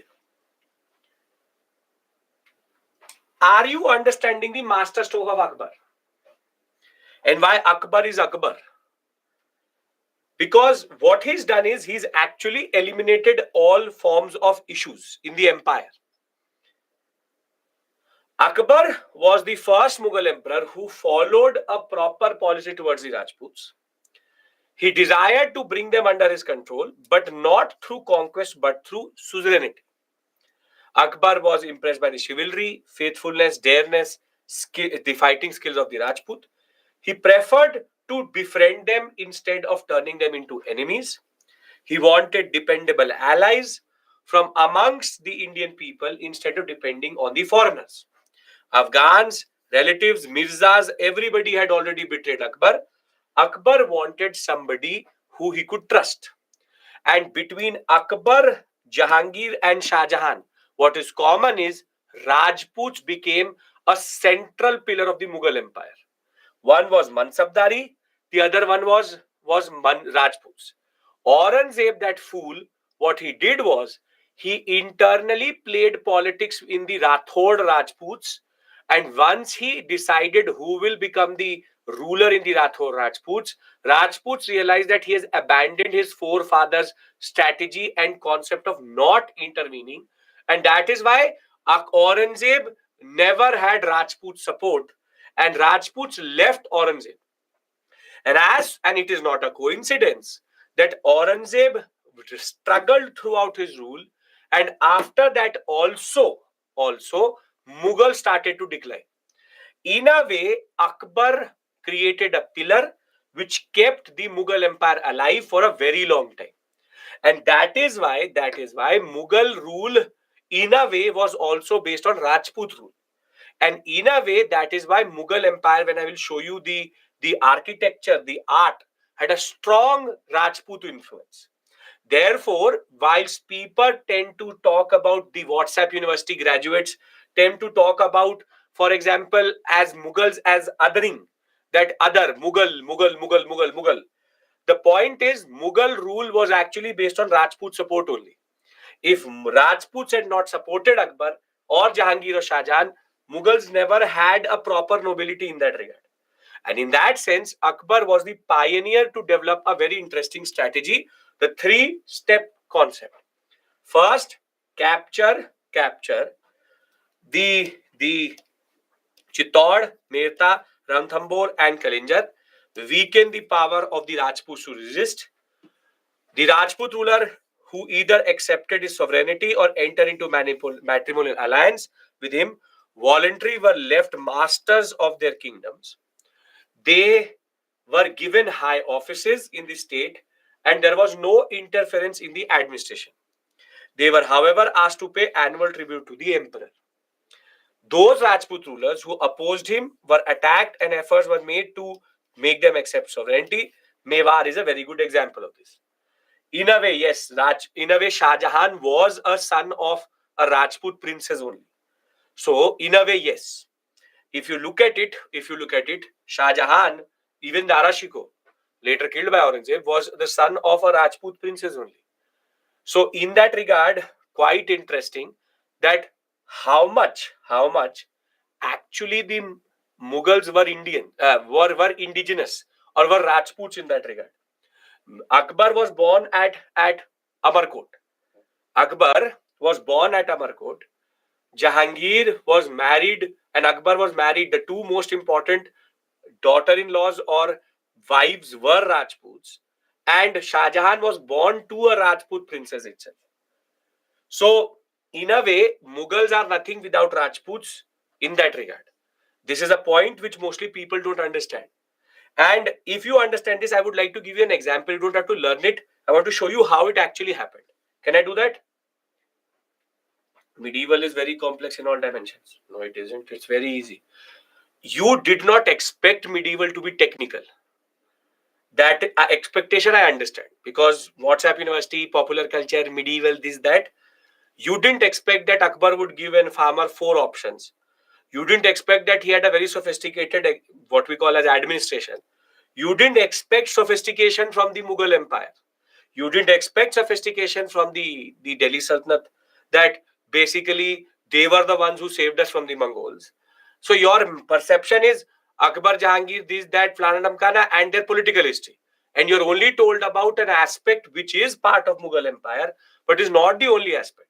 In that sense, we actually fall into the trap of the British. Because the British documented that and made it very evident, and so as to show that two communities could never stay together, divide and rule policy. So medieval India is that way. This is not even the tip of the iceberg. If you actually go into Mughal administration, start to read Aine Akbari, you will realize how actually Mughal Empire was very complex. And that is why for a very long time, the British did not even touch the Mughal Empire, the administration. From Diwani to Nizamat to their sovereignty, to Amil, to Faujdar, to the judicial system, to the revenue administration, quite sophisticated. Ironically, the last time India had a good revenue administration, it was under the Mughals. Because permanent settlement, the Rayatwari and Mehalwari destroyed everything. So unfortunately, there is a lot of misinformation. And unfortunately, that is how we live today. So that's the point. Okay. Now, let's see how things actually happened. For example, see, in 1562, I'm just giving you a basic example. In 1562, the fort of Merta was captured under Jaimal, a feudatory of Mewar. In 1568, Chittor was snatched away from Mewar. In 1569, Raja Surjan Rai was forced to surrender Ranthambore. Then Raja Ramchandra voluntarily surrendered Kalinjar to Akbar. So all 4 forts are gone. Thereafter, among the rulers who voluntarily accepted the sovereignty, the first one is Raja Bharmal of Amer, which is Jaipur. He met Akbar in 1562 and accepted his sovereignty and married him his daughter. This same daughter is actually Harka Bai, is not Jodha Bai, is Harka Bai. Harka Bai is going to, this very princess gave birth to Salim, who is Jahangir, and Akbar gave very big high mansabs to Raja Bharmal's son Bhagwan Das and his grandson Man Singh. The only two officers in the Mughal Empire to ever have a 7,000 mansab, the highest possible, were Bhagwan Das and Man Singh. Man Singh was the most important general of Akbar, and he was later made the governor. His Jagir used to fully was whole of Punjab sector. That is the level of dependence which Akbar developed on the Rajputs itself. After the fall of the forts of Chittor, some Rajput states such as Bikaner and Jaisalmer voluntarily accepted Akbar, while some of them went into matrimonial alliances. The only one which was fighting was Mewar. After Battle of Haldigati, some of the Rajputs such as Banswara, Bundi and Orcha also accepted Akbar because Maharana Pratap was not able to resist. He never got captured, but he resisted the Mughal rule for a very long time. But the more he resisted, the Rajputs realized that they have no other option but to accept Akbar's suzerainty in that regard or overlordship. This policy will be taken forward by everybody, which is Shah Jahan and Jahangir and Shah Jahan. But Aurangzeb will play a game with it. Akbar, through doing this, got loyal allies, and he also got relatives, in the sense that with matrimonial alliances he could develop trust. The only state which refused to submit to Mewar was the Sisodias under Mewar, which is Maharana Pratap. Due to the Rajput policy, Rajputs started to become more and more integrated in the Mughal Empire, and this helped expand and strengthen the Mughal Empire generally. Over and above that, Mewar will be later also captured. Akbar neither forced any Rajput ruler to enter matrimonial alliance with him, nor asked princesses to accept Islam before marrying him. Besides, he honored all his wives and allowed them to follow their own religion and relatives, and everything was kept that way, perfectly fine for them, which those shown in the wrong context of Jodha, but in that movie, that part is shown properly, which is how Harkha Bai was actually honored by Akbar, and she was the mother of Jahangir. Jahangir being the next ruler of the empire. Shah Jahan also, ironically, being the Shah Jahan is the son of Jodha Bai in that regard. Right? Clear? Everyone. Both of them followed the same policy. Aurangzeb is the one who's a fool who basically played a role in the Rathod politics. Can we discuss religious policy now? What do you need to remember? You just need to remember the basics, which is what is the Rajput policy. We've not got a question. You should know it. I told you it's a theoretical area. Can I move to now religious policy? Okay.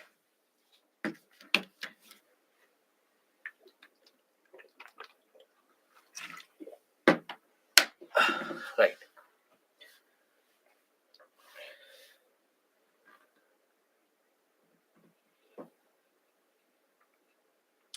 This means Salim is not the son of Jodha.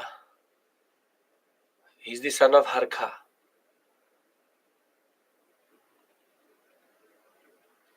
Okay. इतने सब से यही निकला ना. Very good. Okay. Okay.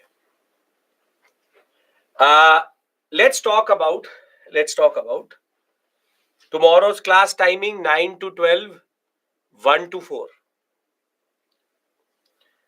Now, it's not a negotiation, I'm telling you.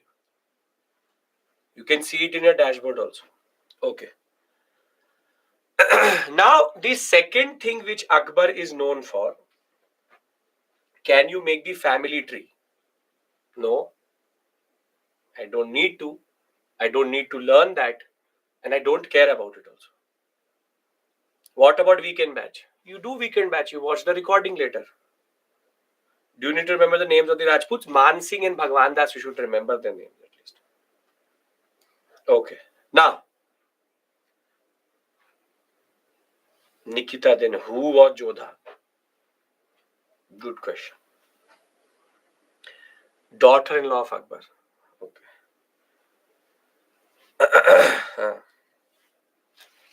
Give me 1 second. I'll mute myself once. You should not be listening to me sneezing. 1 second.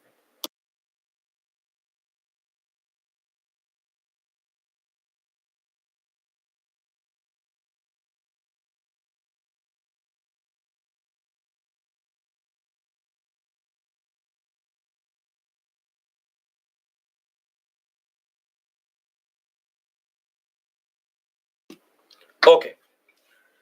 Now,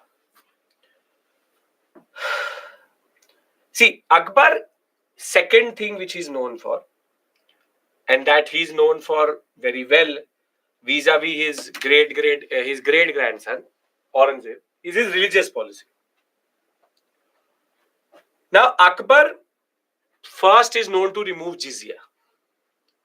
Rather, first what he did was he stopped the practice of converting every prisoner of war into Islam. He said that if you're a prisoner of war, you become a slave, you don't have to give up your religion. First thing he did that. Then Akbar stopped taking jizya from the people under the influence of the Rajputs. He said that I will not take any protection money in that regard from the non-Muslim population, no jizya. Then he also removed what is called as the pilgrimage tax. Pilgrimage tax is that if you're going to any pilgrimage, you have to pay a tax. That is also not there. But Akbar, real change happens because of his new city, which is called Fatehpur Sikri. After winning Gujarat, he actually established a city called Fatehpur Sikri. And in Fatehpur Sikri, he had a small chamber, which is called the Ibadat Khana. Now, Ibadat Khana was a private hall of Akbar and no one else. And in this private hall, Akbar had one simple point. Akbar had one very simple point. He wanted to know about Islam. He is an illiterate, does not know quite a lot. So he wants to know about Islam. He has some fundamental questions.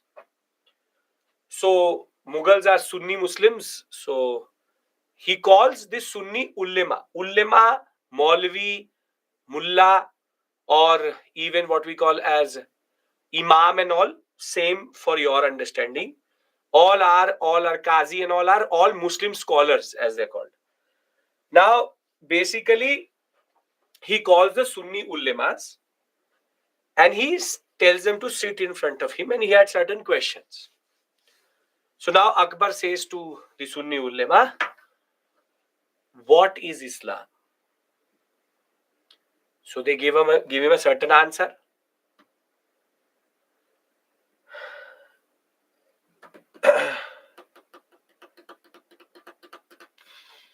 Shia Sunni is based on which caliphate they followed. The conflict between Ali and the Muwayya, and it's based on the Battle of Karbala and all. Don't have to go into that. The Muharram festival basically celebrates that battle in which the followers of Ali were defeated by the Umayyad Caliphate or the Muwayya followers, and therefore Shias and Sunnis exist. Again, too complicated for you to leave it. Muwayya and Ali conflict is actually the concept of Shia Sunni. Till that point, everybody accepted, till Abu Bakr, everybody accepted the same Khalifa. Thereafter, there was issue. Again, too complicated for you to understand, but I'm still trying to give you certain words. So, Sunni Islamic scholars, he asked a very standard question, what is Islam? They gave a very vaguish answer. But then Akbar asked, for example, what is the meaning of religion? And what he saw was a spectacle in which one ulema started to fight with the other ulema. In which he said, you are wrong. He said, you are wrong. Happens, bring two pundits together, they will fight against each other. Ask them the same question and they will give you different answers. And this is what basically started to happen. What happens is that Akbar saw that these Sunni ulemas can't agree amongst themselves only. That, okay, till Quran they are fine, till Shariat they are fine. After that, on interpretation, they are fighting with each other. Proper shouting match is happening. So now Akbar got an idea. He said, if this is the case between Sunnis, let's do one thing. He said, bring the Sunni ulemas and bring the Shia ulemas also. And he made them sit in two different sides. He asked the same questions again, which is, what is the meaning of religion? What is the concept of religion? First, they fought amongst themselves. Then they started to fight intra. Shia scolding the Sunni, Sunni scolding the Shia. Now, Akbar thought that ये तो interesting. This is interesting. They all are talking about the same thing, but they are not ready to agree. So Akbar said, let's do one thing. Let's not just talk about Islam. He said, bring in the Pandits, the best Pandits of India, bring in the Pandits. I want to see, or I want to understand what is Hinduism. He has the same question. Some answer he got. And now Akbar could see a pattern that every religion was saying the same thing, but in a different language. Now Akbar said, okay, Hindu come, bring the Buddhists. Then he brought the Jains. Then he brought the Jews. Then he brought the Christians. Any religion other than Islam he could find on the road, he said, bring that person to Ibadat Khana. I want to ask him certain questions. Now, why is this Ibadat Khana shouting match, big boss type situation properly important? Because this in a way shaped Akbar's understanding of religion. And the product of the Ibadat Khana, you want to call it Kalesh, you want to call it debates, was that he developed a certain ideology. And that ideology is called Sul-e-Kul. Sul-e-Kul means peace amongst all, and more than that, people tend to argue that he started his own religion. Again, very crudish idea. But it is basically a sect. It is basically a sect or a small cult. It is called Deen-e-Ilahi. Deen-e-Ilahi. Some books mention it as a separate religion. They are technically incorrect because guess how many people were following Deen-e-Ilahi? Total number of people who followed Deen-e-Ilahi, please guess.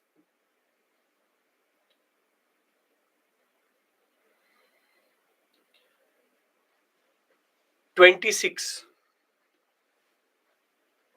And out of them, Man Singh and Bhagwan Das were also two of them. You could not convert to this religion. Akbar's small group, it was an exclusive group he developed in which you were invited. You are not allowed to convert to it. It's not a religion, but as I said, because you never know what is the level of the examiner's understanding, go with religion. It's okay. But the simple point is, Sul-e-Kul is the ideology and Deen-e-Ilahi is the cult he developed or religion. Then why it's so famous? Who said it is famous? It is famous for Akbar. Akbar used it to, if only 26 people were following it. Who said it was famous? Where have you read that in numbers in India everybody became part of Deen-e-Ilahi? Deen-e-Ilahi is Akbar's understanding. Akbar uses Deen-e-Ilahi to develop his own understanding itself. So Deen-e-Ilahi was developed after Akbar had proper conversations in the Ibadat Khana. Why it is even mentioned in history? नहीं पढ़ते हैं, छोड़ देते हैं, leave it. Ashish is saying, what's the point of studying it if it only is followed by 26 people? Kyunki if your emperor follows something, you also follow it. Get it? क्या जरूरत है पढ़ने की? Leave it. पूरा मुगल ही छोड़ देते हैं, better. Ashish, if Akbar's understanding is dictated by Deen-e-Ilahi, then isn't it worth understanding how he applies it to day-to-day practices?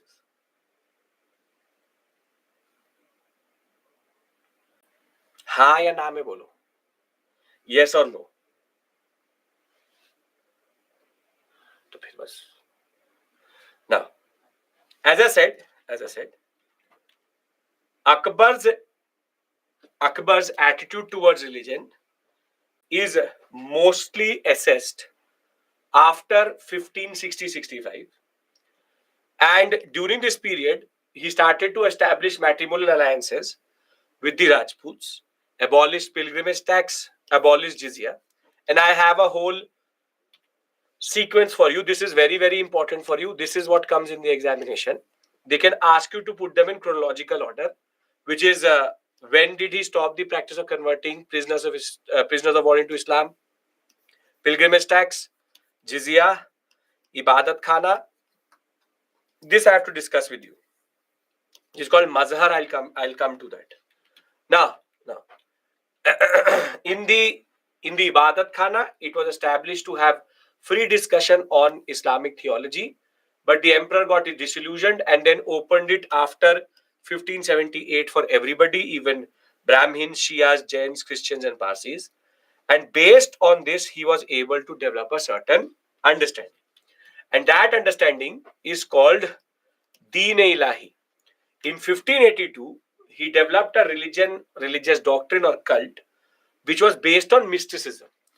Now, if you look, these two are connected to each other. If you look at these two, now I'm going to tell you the principles of Deen-e-Ilahi, which he used to follow.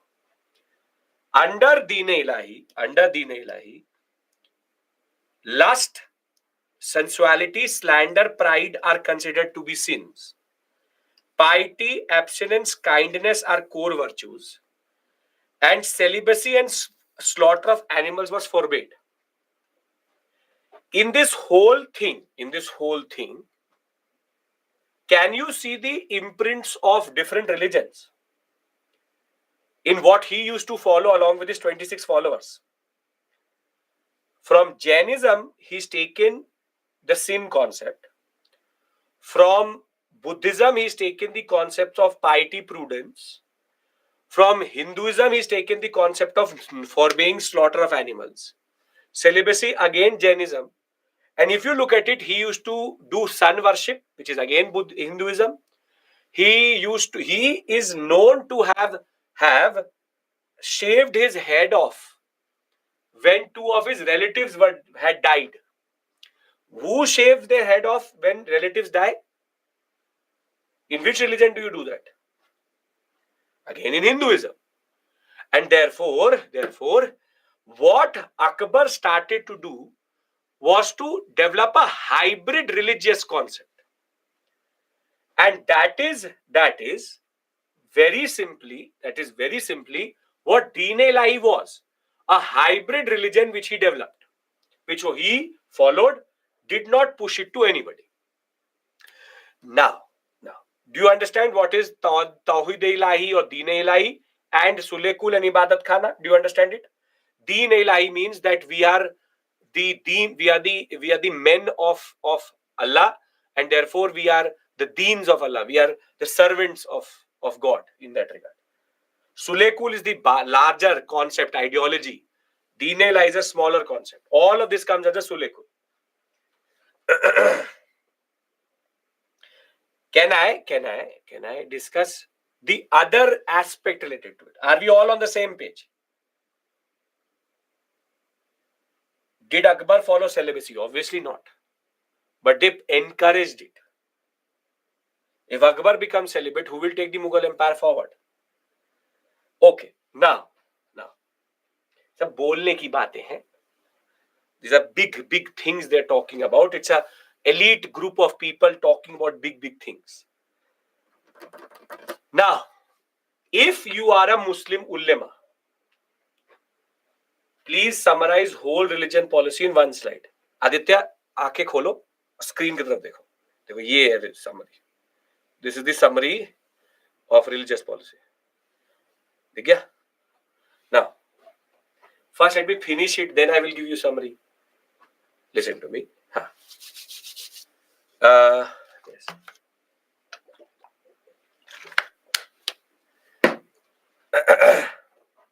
Now, if you are a Muslim ulema, would you like what Akbar is doing? Obviously, no. So what happened was that as soon as Deen-e-Ilahi was developed by Akbar, he started to get fatwas. Fatwas are orders. Different ulama started to write, Akbar is a non-Muslim. Akbar has given up Islam. You have to destroy Akbar. Akbar is bad. Standard things. And what happened was the fatwa was issued. Next day, that Imam was not found. Because at the end of the day, you are talking about Mughal Emperor Akbar. If you do something against Akbar, you're not, fatwa to a standard person may be dangerous. That is the Mughal Emperor you're talking about. His pieces were found in different parts of the world. But the basic point is, fatwas were issued in numbers. But mostly Akbar didn't care, and if he cared too much, they would not be found next day itself. Now, Akbar saw that these Sunni ulemas are a problem. That these Sunni ulemas are a problem. So what he did was, he said that let me destroy their power properly. And in that, he developed two things. One is called the infallibility decree. And another thing which was related to it is called Mazahar. Now, under Mazahar, Akbar said that I am Imam Adil. I am Imam Adil. And therefore, if there is any dispute between Shias and Sunnis, Sunni, Shia, I am the ultimate interpreter of Islam. Meaning, if there's any question, nobody will go to this ulama, this useless Imam Adil. They will come to me. And Akbar basically is not following Sharia properly.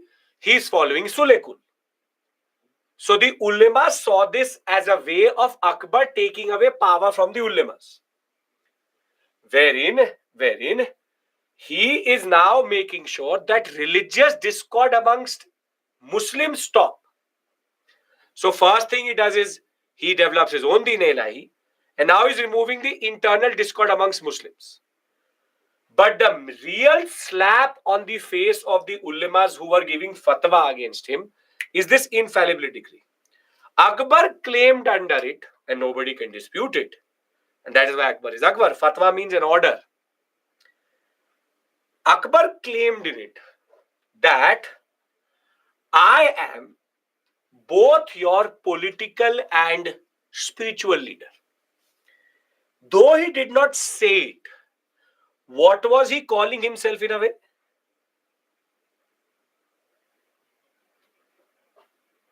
In Islam, who is considered the political and religious leader of Muslims?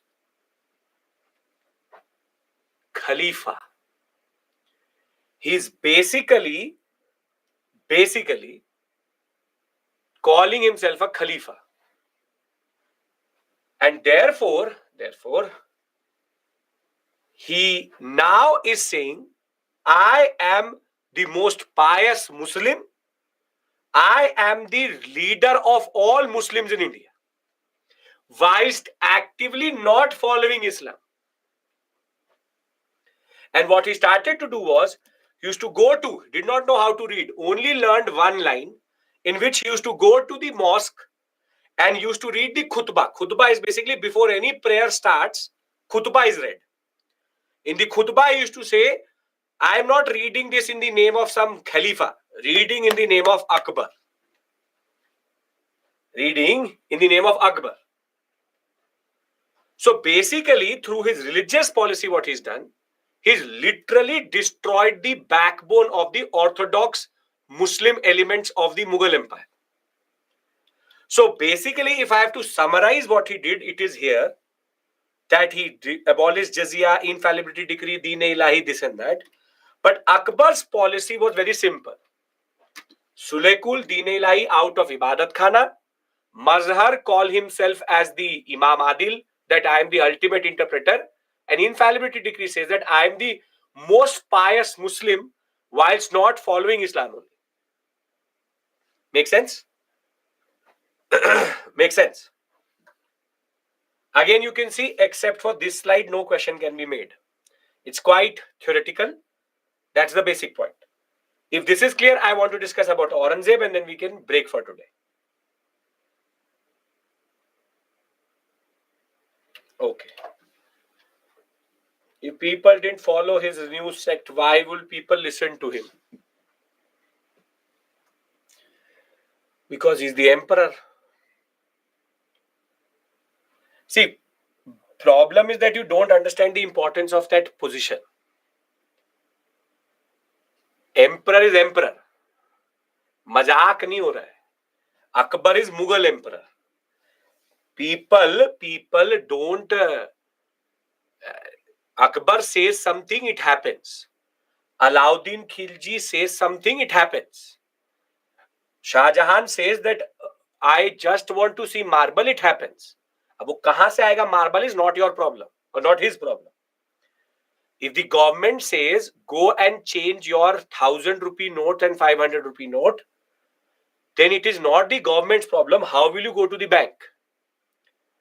So when the head of state says something, when an emperor says something, then simply you have to.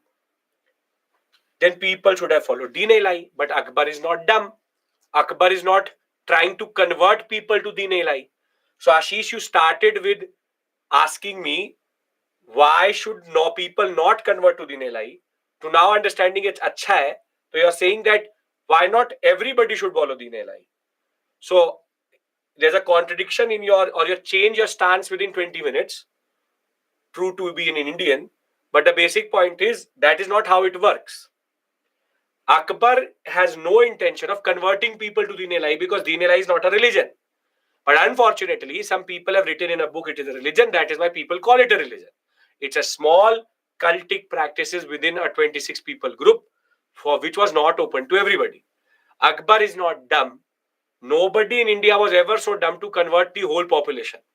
No Muslim ruler, no Muslim emperor, no Delhi Sultanate, neither Mughal, neither Sayyid, nor Lodi, neither the British ever had a plan to convert every person in India into a Christian or a Muslim.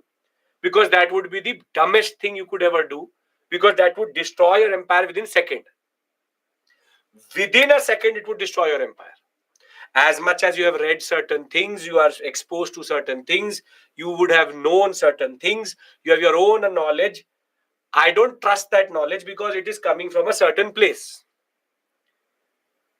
Sir, it is not mandatory to convert, right? Obviously, you can't convert 8 crore people to a religion. That is what the Portuguese used to do. That is what the Spanish used to do.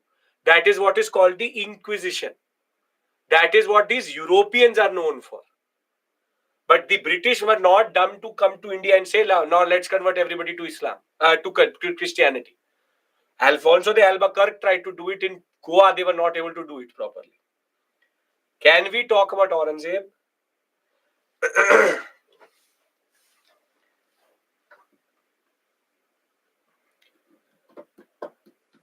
Yes? Okay.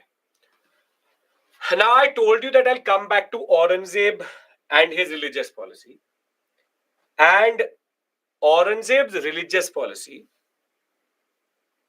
is based on a certain chain of events which happened. Tomorrow when we meet at 9, we'll talk about Mughal decline. I'll decline the Mughals, we'll talk about then Marathas and Sikhs and also start Bhakti. And by the second class, we'll be doing Bhakti Sufi properly. That is basically art and culture only. Now, when we talk about Aurangzeb is a fool. As much as he is a bigot, he has a problem. See, his father, Shah Jahan, is an overspender. Shah Jahan knows how to waste money. Shah Jahan actually knows how to waste money. Now, whilst Shah Jahan knows how to waste money, Aurangzeb inherits a bankrupted empire. At the same point of time, he does a foolishness of playing with the Rathod Rajputs. As soon as he, in his foolishness, plays with the internal politics of the Rathod Rajputs, he's done a mistake. And the mistake is that the Rajputs will abandon him. Can you run an empire without a constituency of people supporting you? Rathod are there. Rathod still today exist. Rajputs, Rathod Rajputs. Can you? Why Rajputs abandon him? Because he reversed the policy of what his forefathers did, which is not to meddle into internal succession politics of Rajputs. He played that. Now, Aurangzeb needs support. Akbar, Jahangir, Shah Jahan, what is common to them is that they all hated ulemas. They kept these ulemas down, but these ulemas are strong. So Aurangzeb has no other option but to go to these ulemas that I need money, I need support. So he goes to the orthodox faction of Islamic jurisprudence and scholarship to become his backbone. And the consequent impact is that Aurangzeb has to now project himself as a certain personality. Aurangzeb now projects himself as a staunch Muslim, no intoxication, anything in public sphere.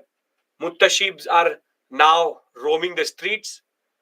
All the festivals which Akbar brought in, Holi, Diwali, Ravaros, which used to happen in the court itself, removed.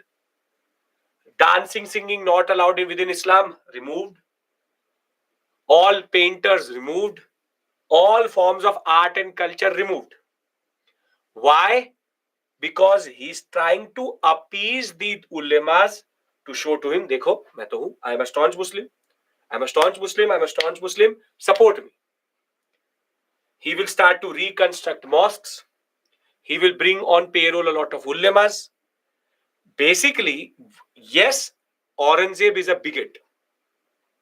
Yes, Aurangzeb is the exact opposite of Akbar. Yes, Aurangzeb destroyed temples. Yes, Aurangzeb is a problem. But please understand this point that Aurangzeb's this stance changes because he's in a pickle. He's in a problem. And that problem is Rajputs are not there, money is not there, and he needs constituency, support. Aurangzeb will obviously be Sunni only. Na? If Sunni fathers are Sunnis, he will also be a Sunni. Do you understand what I'm trying to say here? Do you understand what I'm trying to say here? I am not justifying or sanitizing his image. I'm just doing one thing.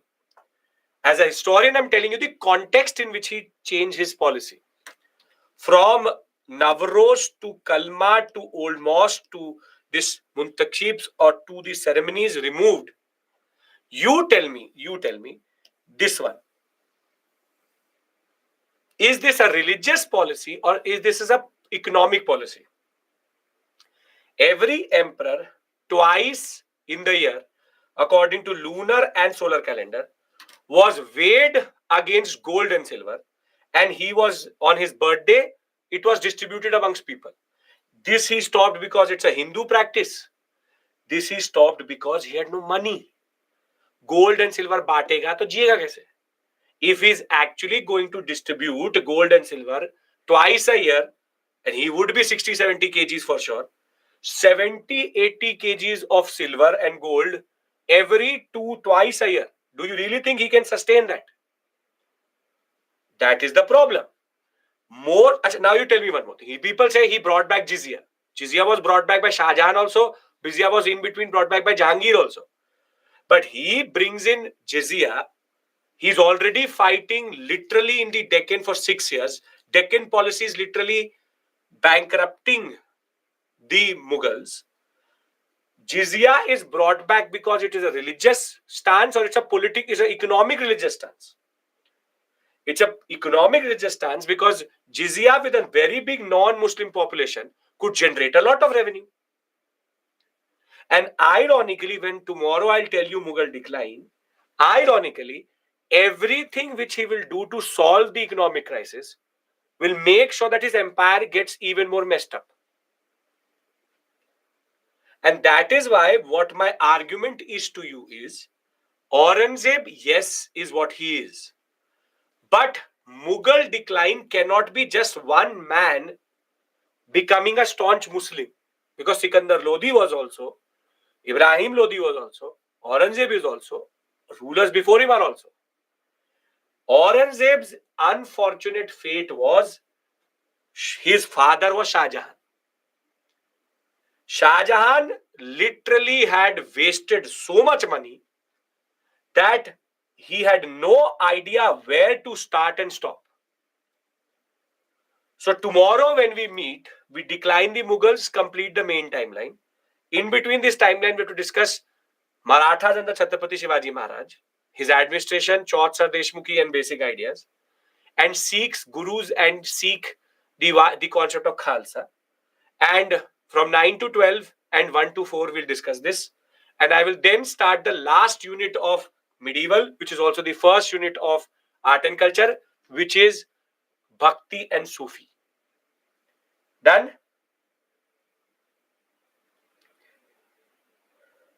Perfect. So I see you tomorrow. Thank you. I hope till this point everything is perfectly fine. Mansabdari, Rajput policy, religious policy, and revenue administration.